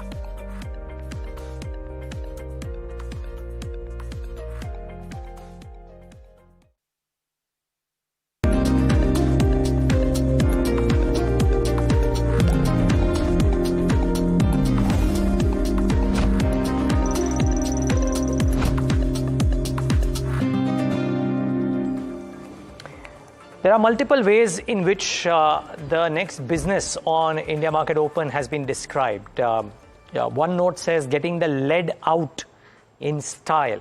One note says what is good for the country or for the world in terms of recyclability is good for the business of these companies or this nature of companies. So Gravita India is the business that I'm talking about. For a lot of you who don't know too much about it, it's one of the key players in the growing recycling industry in India. The company is engaged in recycling lead, which is 88% of its revenue, aluminum, which is 8% of its revenue, and plastics, which is about 2% of its revenue. It also offers turnkey solutions to customers, assisting them in setting up recycling plants. So interesting business and good growth prospects apparently. So let's try and tally that with Yogesh Malhotra, CEO and whole-time director of Gravita, who joins us right now on the show. Yogesh, good having you. Thanks for taking the time out. I hope all is well. Just give us a sense, Yogesh, of what you do, and has the scenario for your business changed from what for the prospects might have been, say, maybe 5, 6, 7 years ago? Yes, to some extent it has changed. But primarily, I think that the investor community has just, they've just woken up to this huge potential of recycling industry per se. Consumers and companies all across the globe are now becoming more aware about the sustainability aspect of the products that they use, and they were always focusing, but it has growing over the years. But what has changed now in the past 2-3 years in India is that the government has now focused on the rules and regulation aspect of this business as well. So earlier they were loosely formed regulations, but now with extended producers' responsibility, battery waste management rules, end of life for vehicles, etc. All these policies and regulations are encouraging the recycling space overall. And not only are they encouraging recycling aspect of business, but they are also promoting use of recycled products in use of recycled content in all the products and packaging by consumers. So it is a major change that has happened, and we see the recycling business as a growth. There would be a lot of growth that is still to come in this business, because it has only the regulations have only come just a couple of years back. So do tell us, I mean, if you're saying that investors have woken up to it, but maybe your business was anyways doing good. So have business parameters changed in that? What I mean to say is that, sure, more business is coming your way. Are you getting better pricing power? Maybe are return ratios improving, and are they slated to move up higher if all of this is happening? And then I'll come to growth, of course. But first, I want to get the internals. Are the internals changing for you meaningfully? Yeah, so so Gravita basically is a company that has pan-India presence. We have operations in India, but we are also present in globally in various countries where we have our recycling plants. So we were always doing very well. We were doing well in overseas locations, and we were also doing well in India because we were importing a lot of scrap in India. But because of these regulations, now more and more of this scrap is becoming available to recycling companies in India, and that is what has changed for us in the past couple of years. And that is just the tip of the iceberg. The actual benefit of all these regulations is going to come in the next few years. Okay, so how will the benefit be? I mean, will this benefit be seen in internal numbers and metrics as well? And again, I'm not talking about growth. I'll come to growth, of course. But what does it do? Do the benefits help you improve your return ratios? Do margins go up? Or in this business, about 10% circa is the margin that you would probably maintain? How do these benefits get quantified in your numbers? Yeah, so the margins would probably remain in the same line. There would be some increase because we are also growing more in value-added content. So currently around 40% of our revenue comes from value-added content, but our target is to increase it to about 50%. But these regulations would help us in assessing more and more of the products, the scrap from Indian market. And that is going to increase the capacity expansion. That is also going to help us in utilizing the capacities better. Currently, our capacity utilization is around 60 to 65%. And with these availability of domestic scrap, it is going to increase to around 70 to 75% in future. So that is another part that is going to help us. Apart from that, this business would reduce the working capital cycle for us. Currently, we are importing a lot of material. The material domestically would have a smaller working capital cycle. So this will improve ROC for us in the future.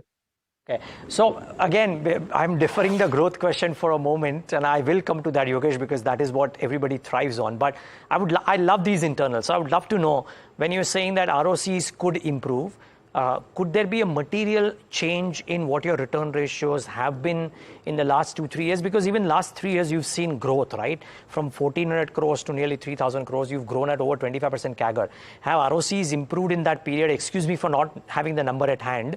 And where do you see these numbers moving to, let's say, in the next 3 to 5 years on the return ratios? So if you talk about 2 to 3 years back, our ROC was in the range of around 19 to 20%. Currently, it's upwards of 25% in each and every quarter that we've, for the past 3 to 4 years. And we believe that it will remain in the same range of more than 25%. And that is partially because of, as I mentioned, availability of Indian domestic scrap. And also because we are getting some economies of scale. Apart from that, there is also value addition from other commodities that we are dealing into now. Because earlier we were only doing lead recycling. Now we are doing aluminium, plastic, rubber recycling also. And in the future, we have plans to go into some other verticals of lithium-ion battery recycling, paper recycling and steel recycling outside India.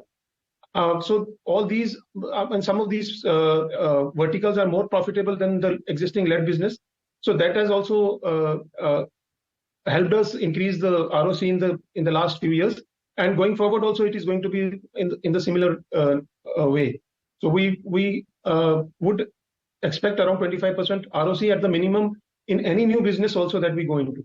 Okay, so the base is set at 25. You could probably inch higher, punch higher, but certainly return rate or return on capital would be about 25%, which is great. So okay, now let's talk about the core growth. You've grown at, I mean, the headline numbers over 25% in the last 3 years CAGR performance. Estimates are that in the lead business, you'll probably do 21-22% CAGR for the next 3 to 5 years. But aluminum, plastics, etc. grow faster. I heard you say that you're also thinking of battery recycling, paper recycling. So I would love to know your core business, which is 88%, if it grows at 20 to 23%, is that predictable for the next few years? And does it remain at 88% or does that come down as the other businesses grow up? So yes, sorry. So yes, the lead business would grow. It will continue to grow at around 18 to 20%. Oops, I think we've just lost that. We'll try and repatch that line. But remember, viewers, lead business has grown at, okay, whatever number it has grown at, the management says, or Yogesh says that it'll grow at 18 to 20%. Sorry, Yogesh, if I have you back, I'd love you to start from the beginning. I think you were saying that the lead business will grow at 18 to 20%. 18 to 20%, yes. The other business of aluminium, plastic, and rubber is going to grow at much faster pace because our base is very small in all these categories, and potentially they have the potential to go as big as lead business. So we are expecting around 35 to 40% CAGR in all these new businesses, and that is a minimum CAGR growth that we are expecting.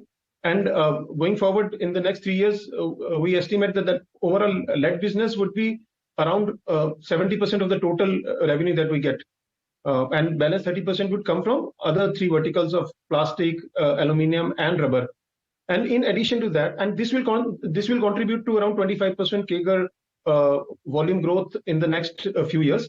And in addition to that, as I mentioned, that we are also planning to go into lithium-ion battery recycling, into plastic, into paper and steel recycling outside India. So that will contribute even further to this 25% CAGR growth that we're expecting from the existing verticals.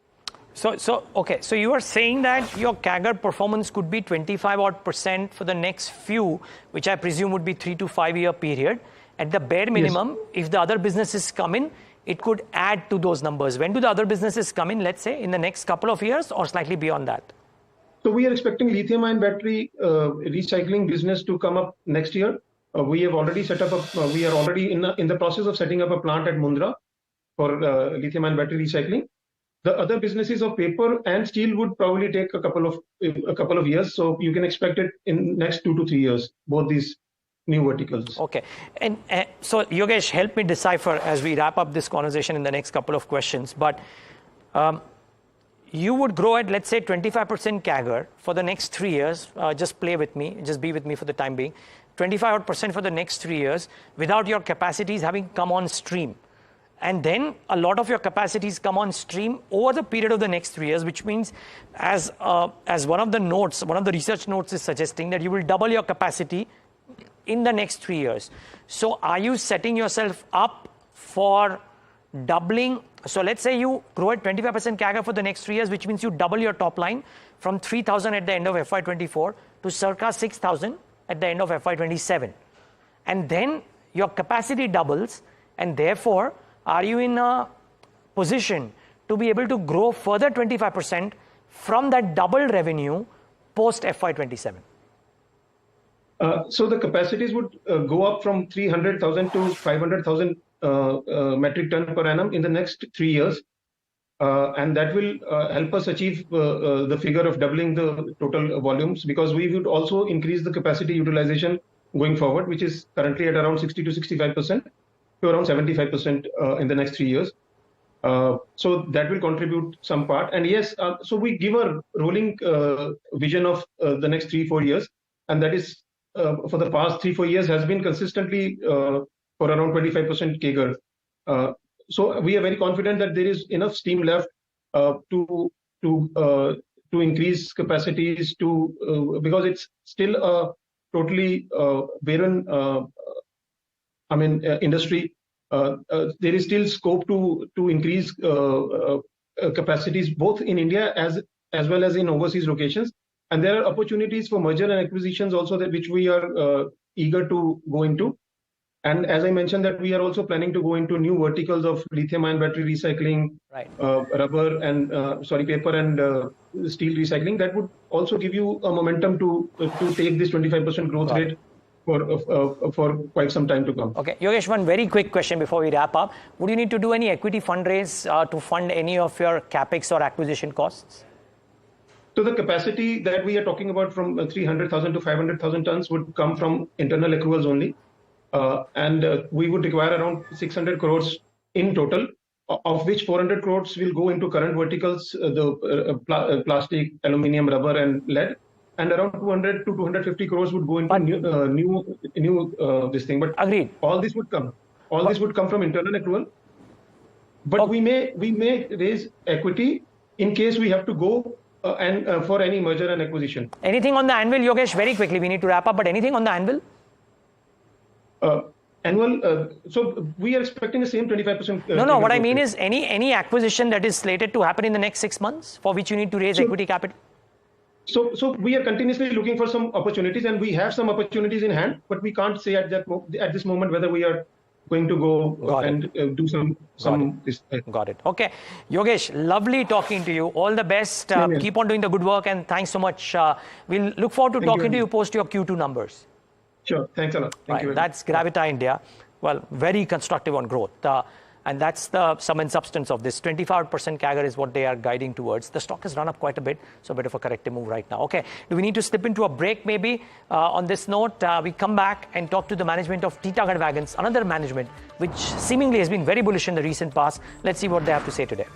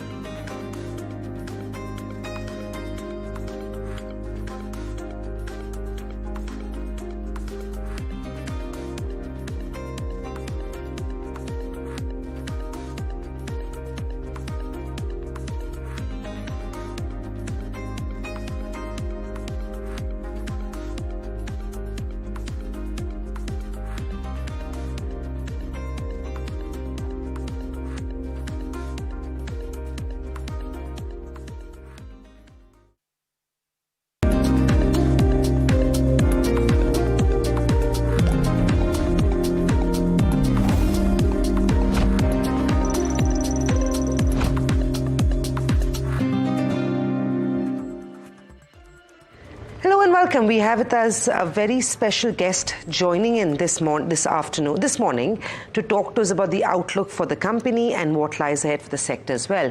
Umesh Chaudhary of Titagarh Wagons joins in. Mr. Chaudhary, good morning. Thank you very much for taking the time out to talk to us. We didn't get a chance to talk to you during the earnings release, so I'd like to have you discuss that with us and, of course, draw out the roadmap for the rest of FY25. For the quarter was slightly lower than what the street was expecting, largely, I believe, on back of a heat wave and elections. Going ahead, do you feel like there could be lumpiness in the orders and hence the next couple of quarters may be far better than what we saw in the first quarter of FY25? So yes, good morning. Always a pleasure being with you. Unfortunately, we couldn't connect immediately after the quarter results. But you see, if you look at the results of the Q1 and compare it to the Q1 of the previous year, we still have registered about a 13% volume growth on our freight segment. And the passenger segment has been lower primarily on account of completion of the Pune contract, which we had announced in the March results also. And the Bangalore and Ahmedabad production in the passenger side would start from Q2, Q3 onwards. So therefore, there is this intervening gap in the couple of quarters that we have in the passenger side. Having said that, the Q1 that we were expecting this year was our targets were higher, which could not be achieved on account of the heat wave and very high absenteeism on account of elections. But we are fairly confident of being able to recover this in the coming quarters. And we did an average of 700 wagons in Q1. And our target is to do between 900 to 950 wagons on an average in the balance part of the year. Right. So, Mr. Chaudhary, is it a fair assumption? Because I think the last time we spoke to you, you indicated close to 1,000 wagons a month. Does that still stand for FY25, or are we now saying that we're revising it downward to 900 or 950 wagons? No, 1,000 wagons is our target, but what happens is that on an average, because of the holidays, because of the festive seasons and all of that, the average comes down, but our target is to touch 1,000 wagons per month. We have been able to touch the 1,000 wagons per month on a few occasions. Consistently, it's always a range that we like to present. So when we say 900 to 1,000, we generally take it as a 950 average, but that is more to keep a conservative estimate because, this is a capital good industry. It's not a process industry. In a process industry, once you switch on the machines, then the production is on an automated basis. In a project industry, the production can be differing from one month to the other based on several factors or the completion percentage of the wagon and so on. So that's where we always like to give a range, and the range we give is between 900 to 1,000. And for simple calculation or simplicity of calculation, we take it at an average of 950 wagons. Also, help me understand the revenue split between passenger and freight. And I know passenger is the higher margin business. Where do you see the revenue split at, say, 2 to 3 years out? So if we really look at the potential, so let me give you the potential size of the capacity that we are creating. So for the freight, we would have a capacity of 12,000 freight wagons, which is total revenue of about 4,500 to 5,000 crores. For the passenger, we produced on an average 3 coaches per month last year when we were executing Pune. In the current quarters, it is less than a coach per month because we are in between 2 projects, and the capacity that we are creating in the first phase is to get to approximately 35 to 40 coaches per month, and then ultimately to 70 coaches per month. That we should be able to achieve in about 4 years from now.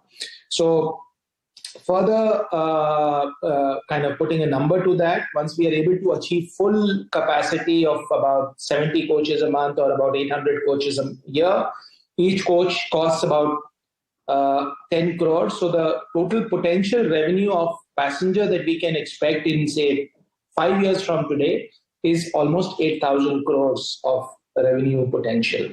Now, how much of that will actually get culminated into revenue is dependent upon the execution, about the order book and all of that. But that I'm talking about is the overall capacity that we are creating. In terms of the margin, right now, because of the low volume and the fixed costs being there, the margins are, of course, under pressure. But we believe that we should be able to get to between 10 to 15 cars per month within this financial year, ramp it up to almost 25 to 30 cars next year, and gradually build up on that. So once we are able to get to a normalized level, then, of course, we are expecting the EBITDA margins of this business to become better. And what is better, Umesh? What is it that internally have you decided is where you see your blended margins at, say, at the end of FY25? I know this quarter was good. There was some expansion on margins for the passenger vehicles. But at the end of FY25, where would you like to see your blended margins at? So I would not answer this on the basis of FY25, but what I will do is I'll give it to you on milestone So when we are able to get to a 15-20 car per month production capacity, which should be somewhere in FY 25-26, we should be able to get 10-11% of EBITDA margin in the PRS. And then the next margin jump comes in when we are able to equip our coaches with our own propulsion, where we will be able to get to 14-15% of EBITDA margins. That should happen in FY 26 and FY 27 partially. It get completed by FY 27, I would say. So that's when we will be able to enhance our overall margin to close to 14%, between 14 and 15%. And of course, then, as we are able to enhance capacities and get to the 70 coach number, then we should be able to improve that further by about 1% or a couple of percentage points. Okay, actually, this is great because I think if you're looking at, and I think that's the better way to look at Titagarh is from a long-term, story. Over the next 2 to 3 years, what is the sort of revenue growth you would be eyeing, and also on the margin front, at what level and I'm saying 3 years out from where we stand right now to where you see yourself in, say, FY 27, 28, what is the sort of growth on margins and top line are you working with, and what you would be happy with? So as I mentioned, and I think you put it very nicely, because our business, I always like to say internally also that we are a 3-year, we should be seen not on a quarterly basis, but on a 3-year period basis. So if you really look at our business till FY 19, on a 3-year basis, we were doing an average revenue of 300 crores. Then we did an average revenue for the next 3-year period of close to 1,000 crores. Now we are doing a 3-year revenue of almost 3,000 crores. And we feel that the potential that we have, so till now, if you really look at the revenue that we are doing, last year we did close to 4,000 crore, and almost 85-90% out of that was from the freight business.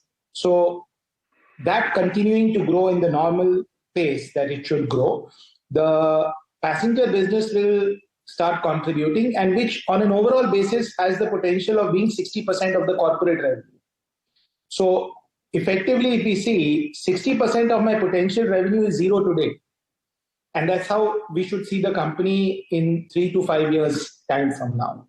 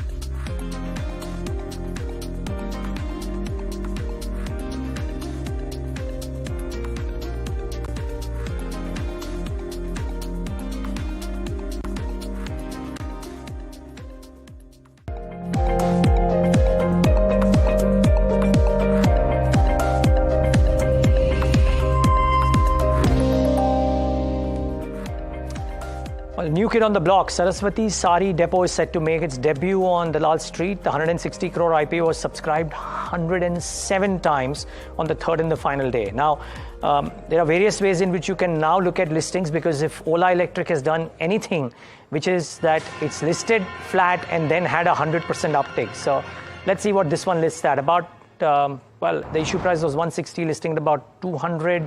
So nearly about 24 or 25 odd % uptick on listing for Saraswati Sari. For the kind of listing or the kind of subscription that it has, a fairly modest listing, if you will, 21% higher.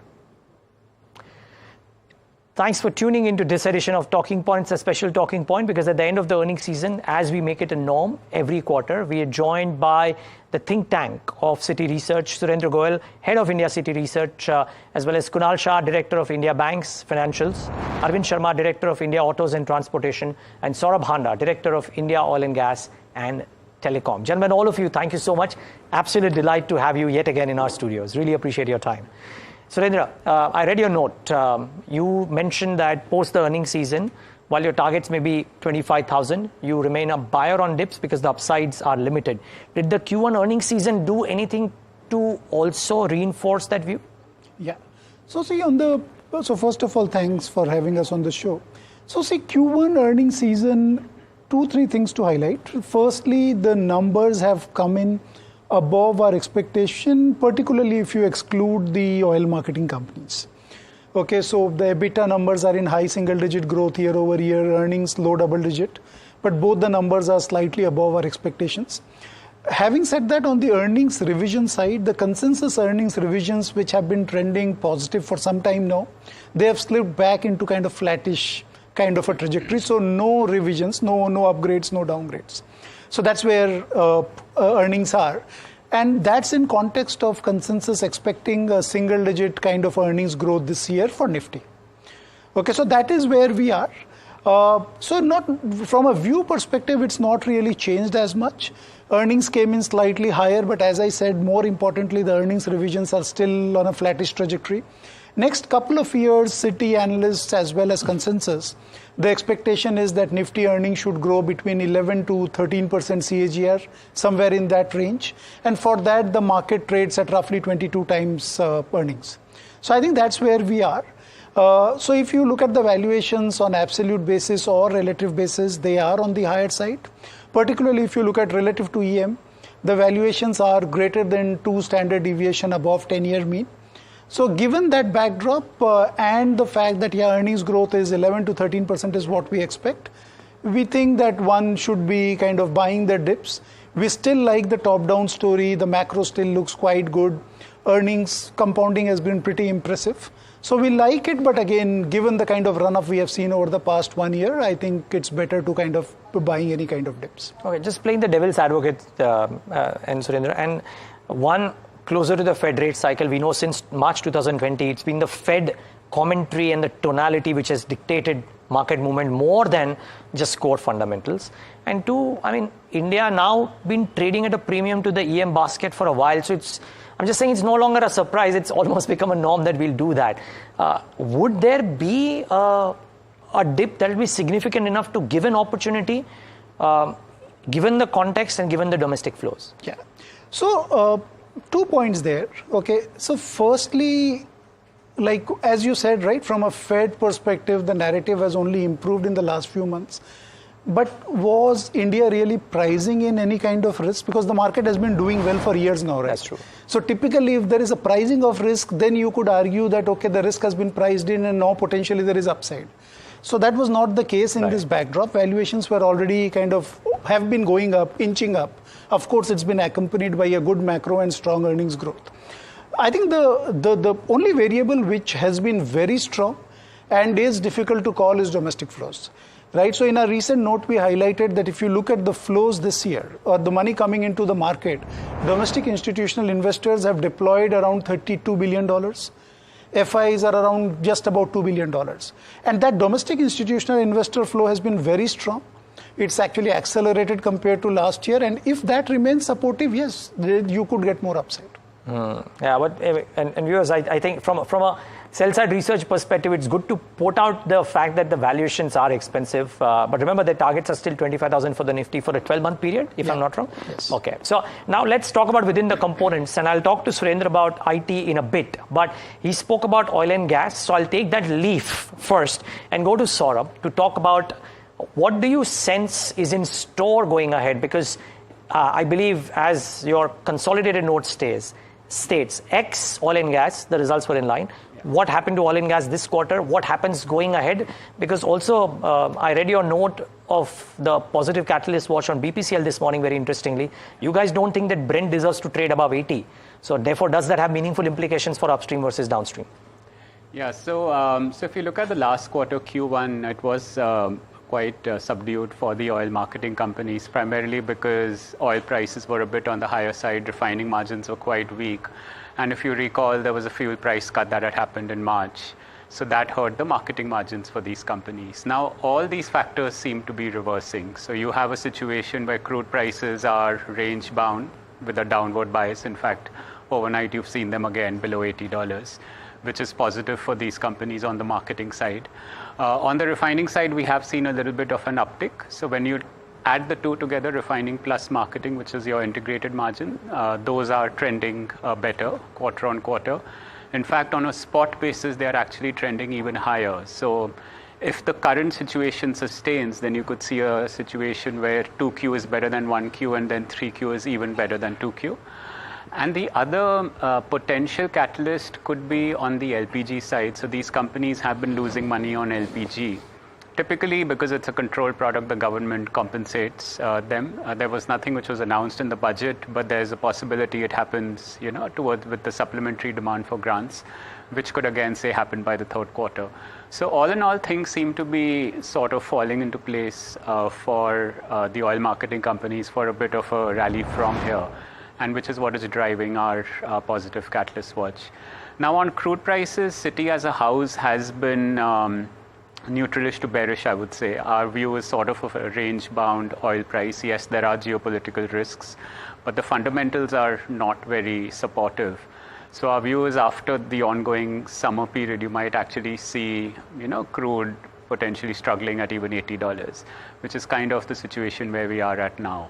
And if fuel prices stay stable, then that works for the oil and gas, at least the downstream companies.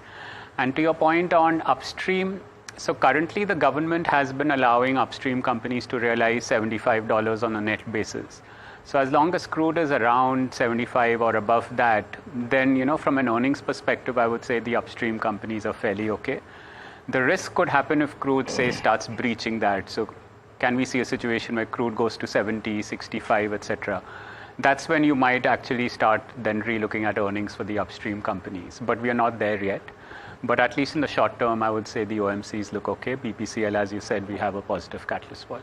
Okay, so between the upstream versus the downstream, you would prefer currently, as things stand, downstream stands a better chance versus upstream in terms of prospective gains. At least in the short term, yes, and that's how we are positioning ourselves as well. So that's why the catalyst watch on BPCL. I mean, you could see, pretty supportive earnings for this quarter and maybe next quarter as well.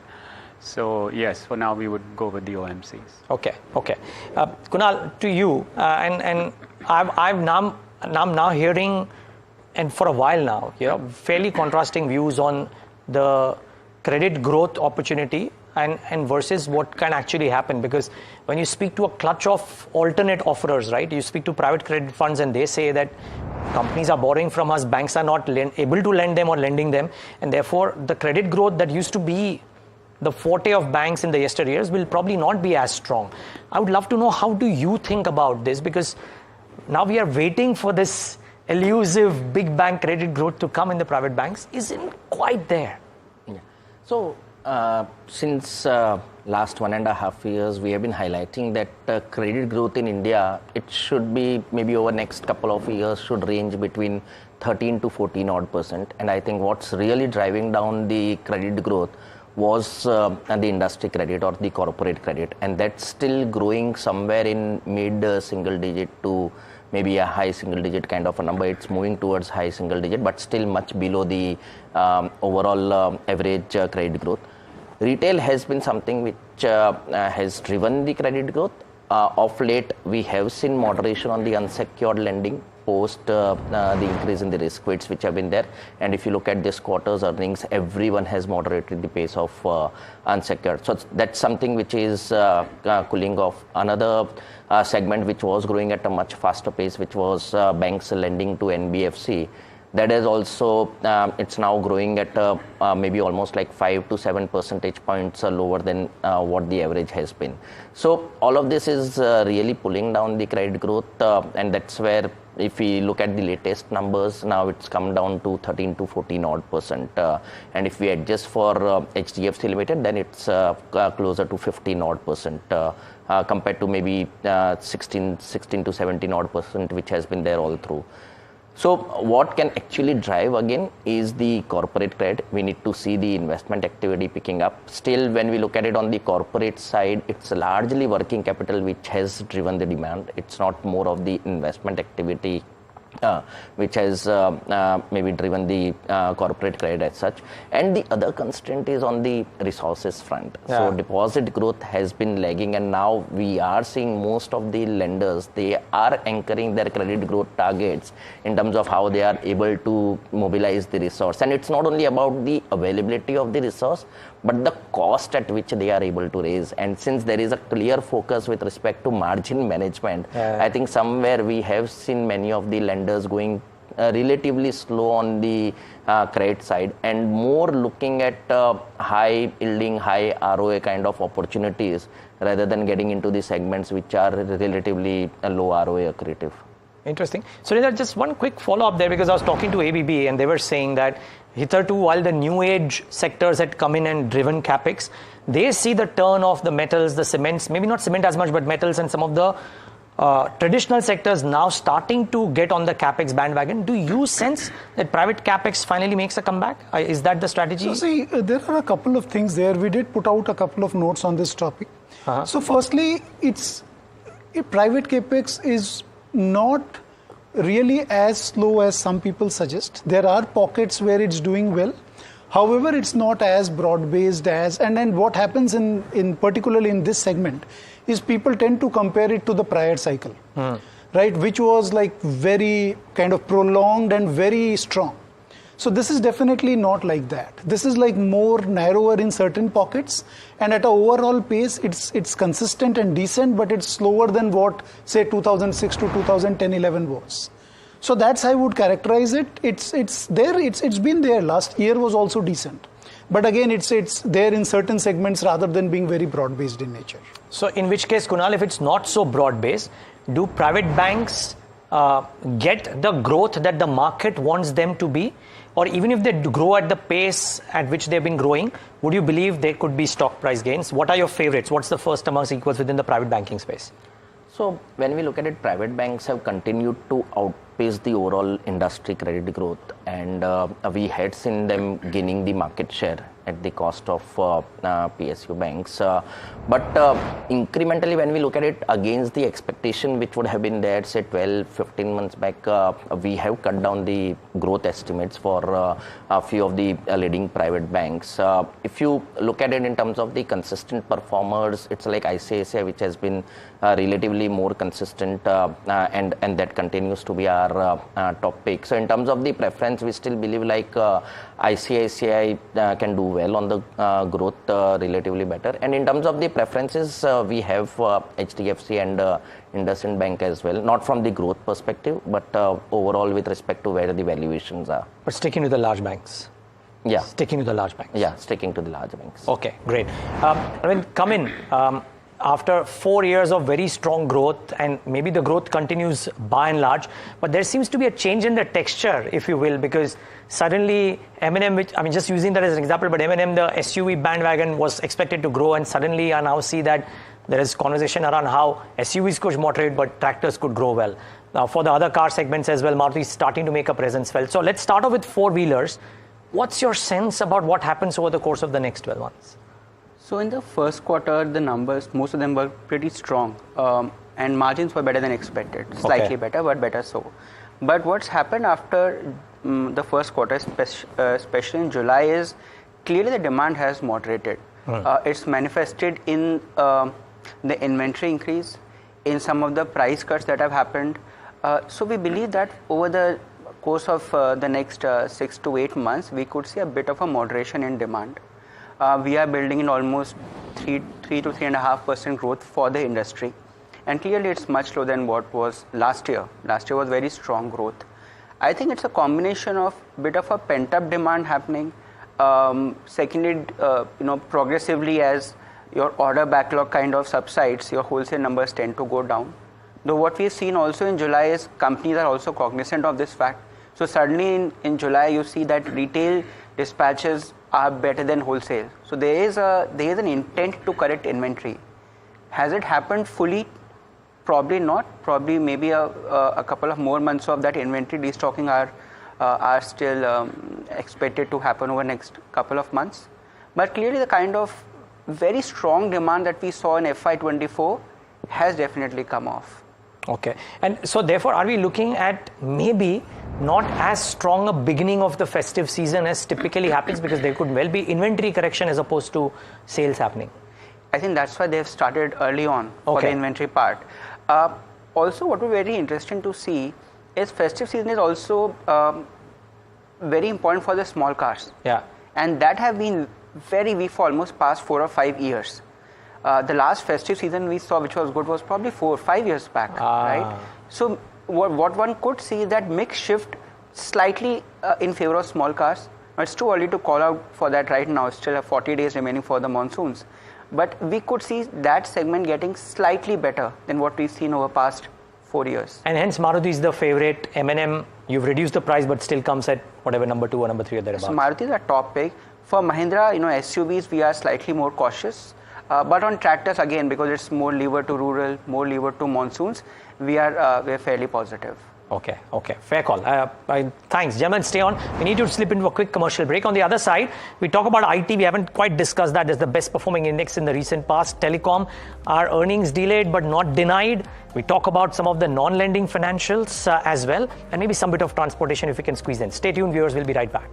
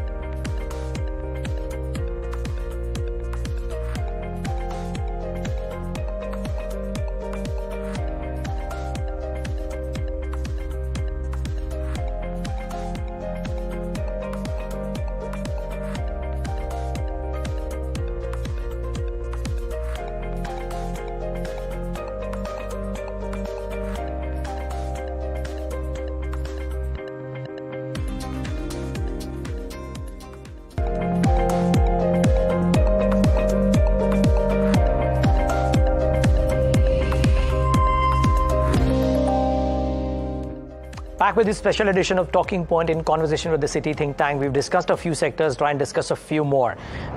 Haven't quite spoken about IT as yet. Surendra, I'd like to come to you on that. From January, I remember you distinctly saying that you are not necessarily overweight the sector because there are headwinds, rightfully so.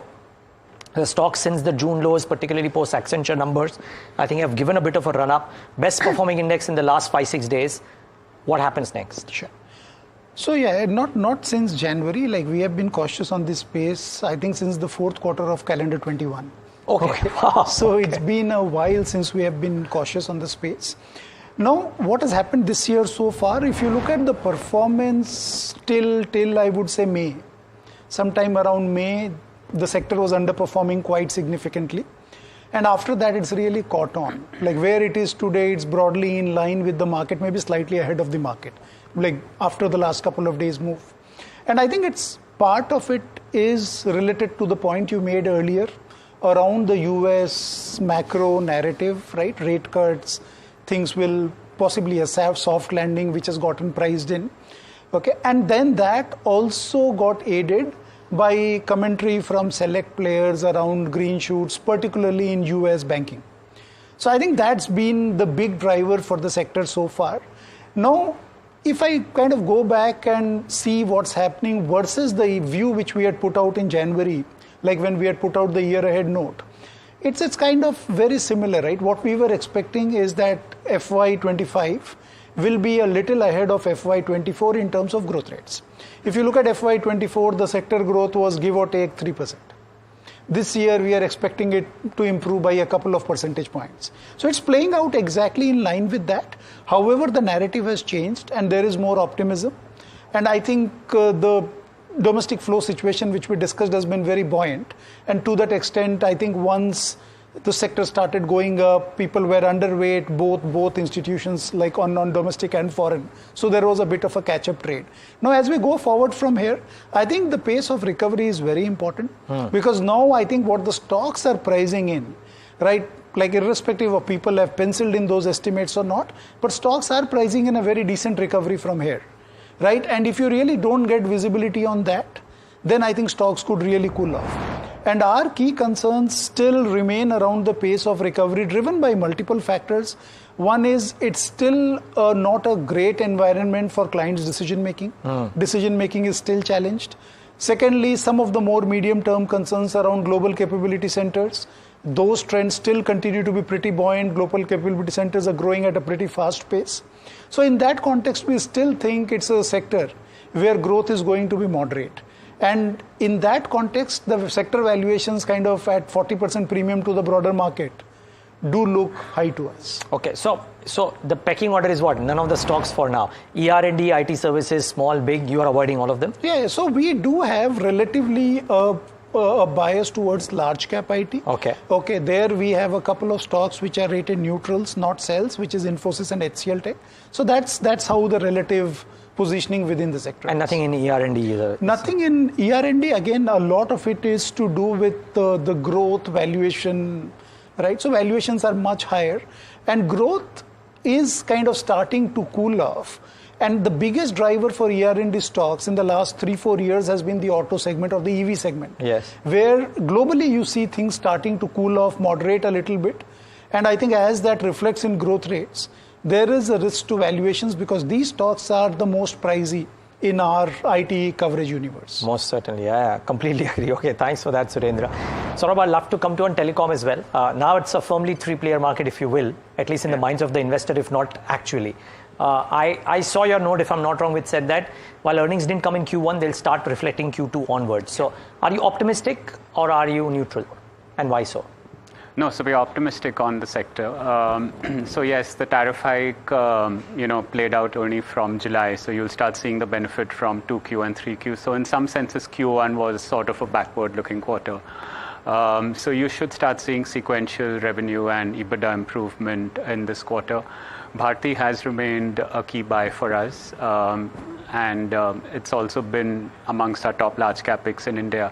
In fact, recently, just to mention, Surendra in his strategy note has also added Indus Towers to his preferred large capex. So Indus is another stock that we have been quite positive on. We continue to remain positive. I would say in the overall sector, the one big trigger on tariff hikes has played out. Another positive which has played out was monetization of 5G has commenced, something which I think the street was not very clear how that would happen. So these are two clear positives. Now going ahead, I think the focus will be a bit, besides the benefit of tariff hikes, on Vodafone Idea, recommencing its capex and how they manage to execute in this sort of a three-player market. Can they stem their subscriber losses, start maybe gaining subscriber share? And this has obviously implications for Indus as well, because as they start expanding their coverage on 4G, it essentially means more business for Indus because it means more tenancies for Indus. And I think one important event also to follow would be on the AGR side. So there is a pending curative petition in the Supreme Court. It hasn't yet been listed by the Supreme Court for hearing, so we are awaiting developments on that. But that can be quite meaningful because if there is room for maybe the government to reduce some liability on the AGR side and recompute the dues, then Vodafone Idea is a clear beneficiary, and thus again becomes an indirect beneficiary. So overall, we are still quite optimistic on the space, and we have decent upside on most of our stocks. Okay, let's see if, Kunal, where do you see decent upside? So I'm giving you a choice between NBFCs or non-lending financials. We have time for one. I'll leave the choice to you. What should we talk about? So NBFCs is what we can talk about, yeah. You constructive there? So it will be bottoms up, I would say, because many of them have been able to hold on to the growth in particular. When we look at it, at least there was no moderation on the growth side, and it was pretty much in line or better than the expectations for few of the leading players. There are some pockets of emerging stress, I would say, like unsecured, but secured lending is holding on relatively well. In fact, margins also, many of the players have been able to hold on, and if there is a narrative which is setting with respect to the rate cuts or at least the easing of the wholesale rates, that would tend to benefit NBFCs much earlier compared to that of the repricing on the deposit side. So we have seen NBFCs outperforming to an extent. There has been re-rating which has happened in many of the names. But we believe that if they continue to hold on to the asset quality performance, there is still the scope if growth and margins are largely maintained. Okay, pecking order? So we like Shriram, we like Chola and LTF. Okay, and Shriram has been a big performer as well. So yeah, great stuff. I mentioned transportation, but I really wanted to talk about two-wheelers. And I don't want to talk about the new kid on the block. You may not even have coverage there. But relative to that, because that's so expensive, it brings two-wheelers firmly in focus. As we wrap up this conversation, Arvind, what's your sense on the two-wheeler space? I think two-wheeler demand per se this year, we are building almost 7-8% kind of a growth YOY. One thing to note that in passenger vehicles, while we have already crossed the pre-COVID peaks in FY24 itself, in 2 years we are yet to reach it. So there's a bit of a pent-up demand. But again, the competition is very, very high. And there's a strong crowding that happens in segments. Like last year we saw in the premium segment, everybody launching bikes there. Now we see the 125cc segment. Everybody is launching bikes there or upgrading their variants, right? So because of this competition, despite a very strong demand, the pricing is always constrained. And that's why while we are, we believe that the volume growth would be high, we have a pecking order in terms of the stocks that we would prefer. We still like Hero a lot. Valuations obviously help. They're also levered more to rural. So if that uptick happens, again, positive for them. Other part where two-wheelers is, some of them have a very strong exports exposure. And their things have not been as great as we were expecting them to be. Commentary by OEMs, by part makers, every commentary suggests that the expectations of a resurgence in exports hasn't really been fulfilled. So we are more positive on domestic rural themes. So we like Hero. We also like Eicher, but Hero would be our preferred pick in the two-wheeler space. Okay, and viewers, remember that City as a house has moved auto to a neutral rating, if I'm not wrong, from maybe an earlier bullish stance after a significant outperformance over the last 3 years. But out of time completely, gentlemen, all of you, thank you so much for taking the time out and being with us. Really appreciate it. Thank you. And viewers, thanks for tuning into this very special episode of Talking Point.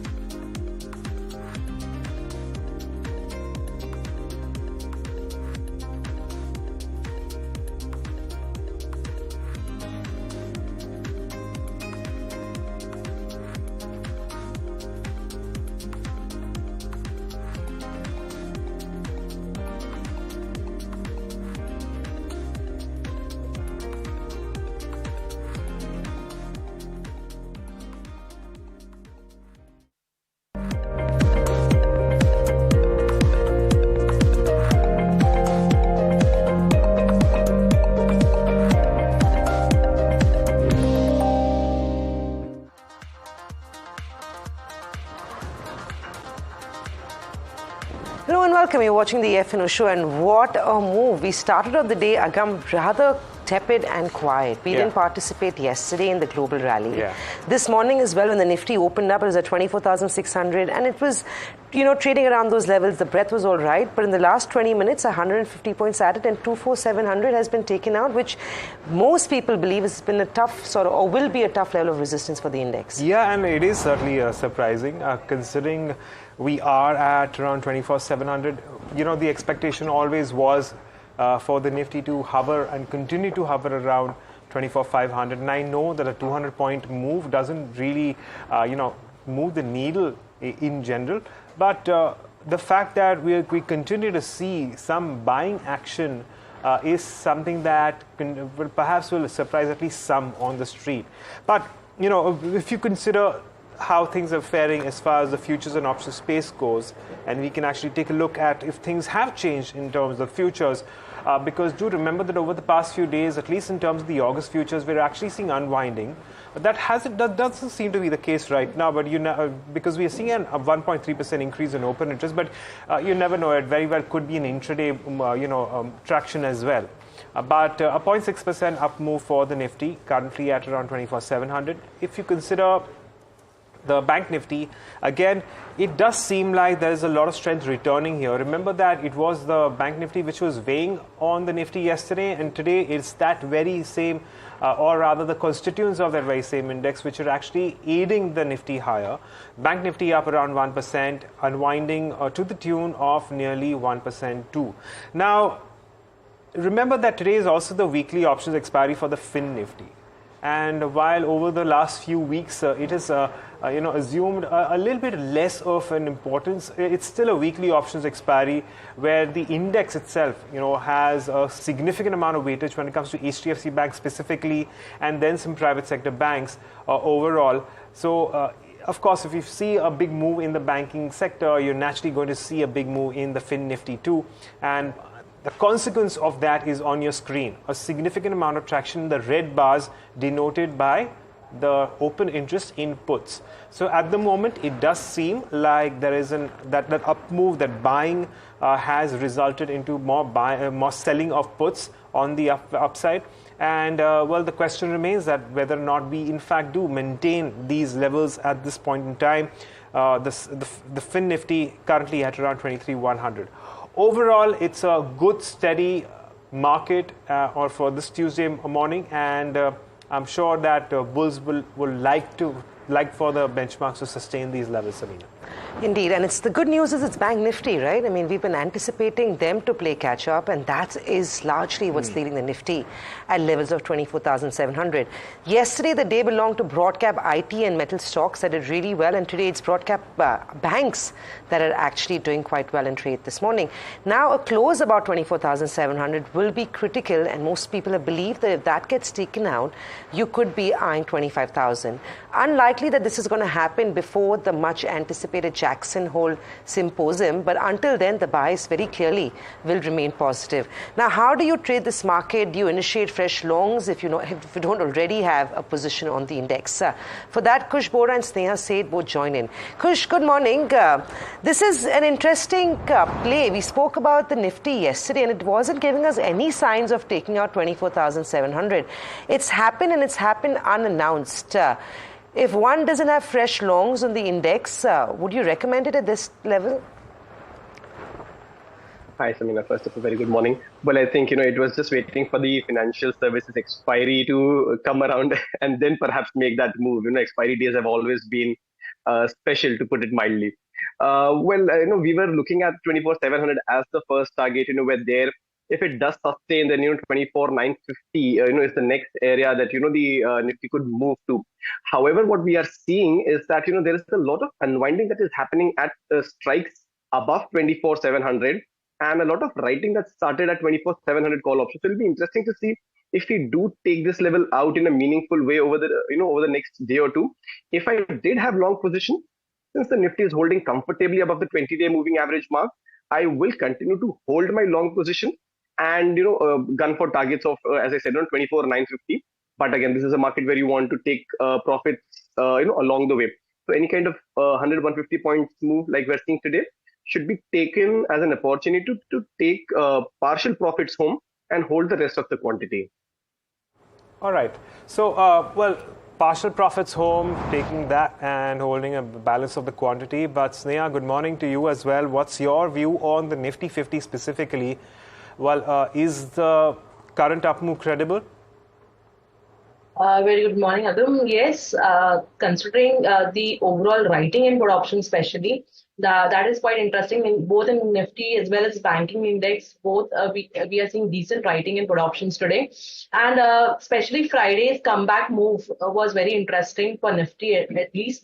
And I believe the gap area which we saw on the 5th of August, that has been filled completely. So looking at the overall chart structure and the option segment wherein Kush has already pointed out that we have seen unwinding in call we are seeing unwinding in 2,500 call options. That is very interesting. So I believe in next two sessions, we may see continuation of this up move, and the support has shifted higher towards 24, 500, 600 odd zone. So in case of any declines, one can go long. Someone who's already holding a long position may continue to hold the longs.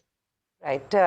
Go long on dips. You want to classify that, Sneha, as what sort of a dip? At what level then would you recommend a buy on the index?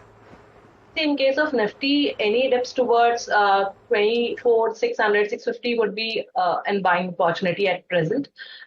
In case of banking index, I believe today, in case of any correction, any dip towards 50,000, 500, 600 zone would be an buying opportunity.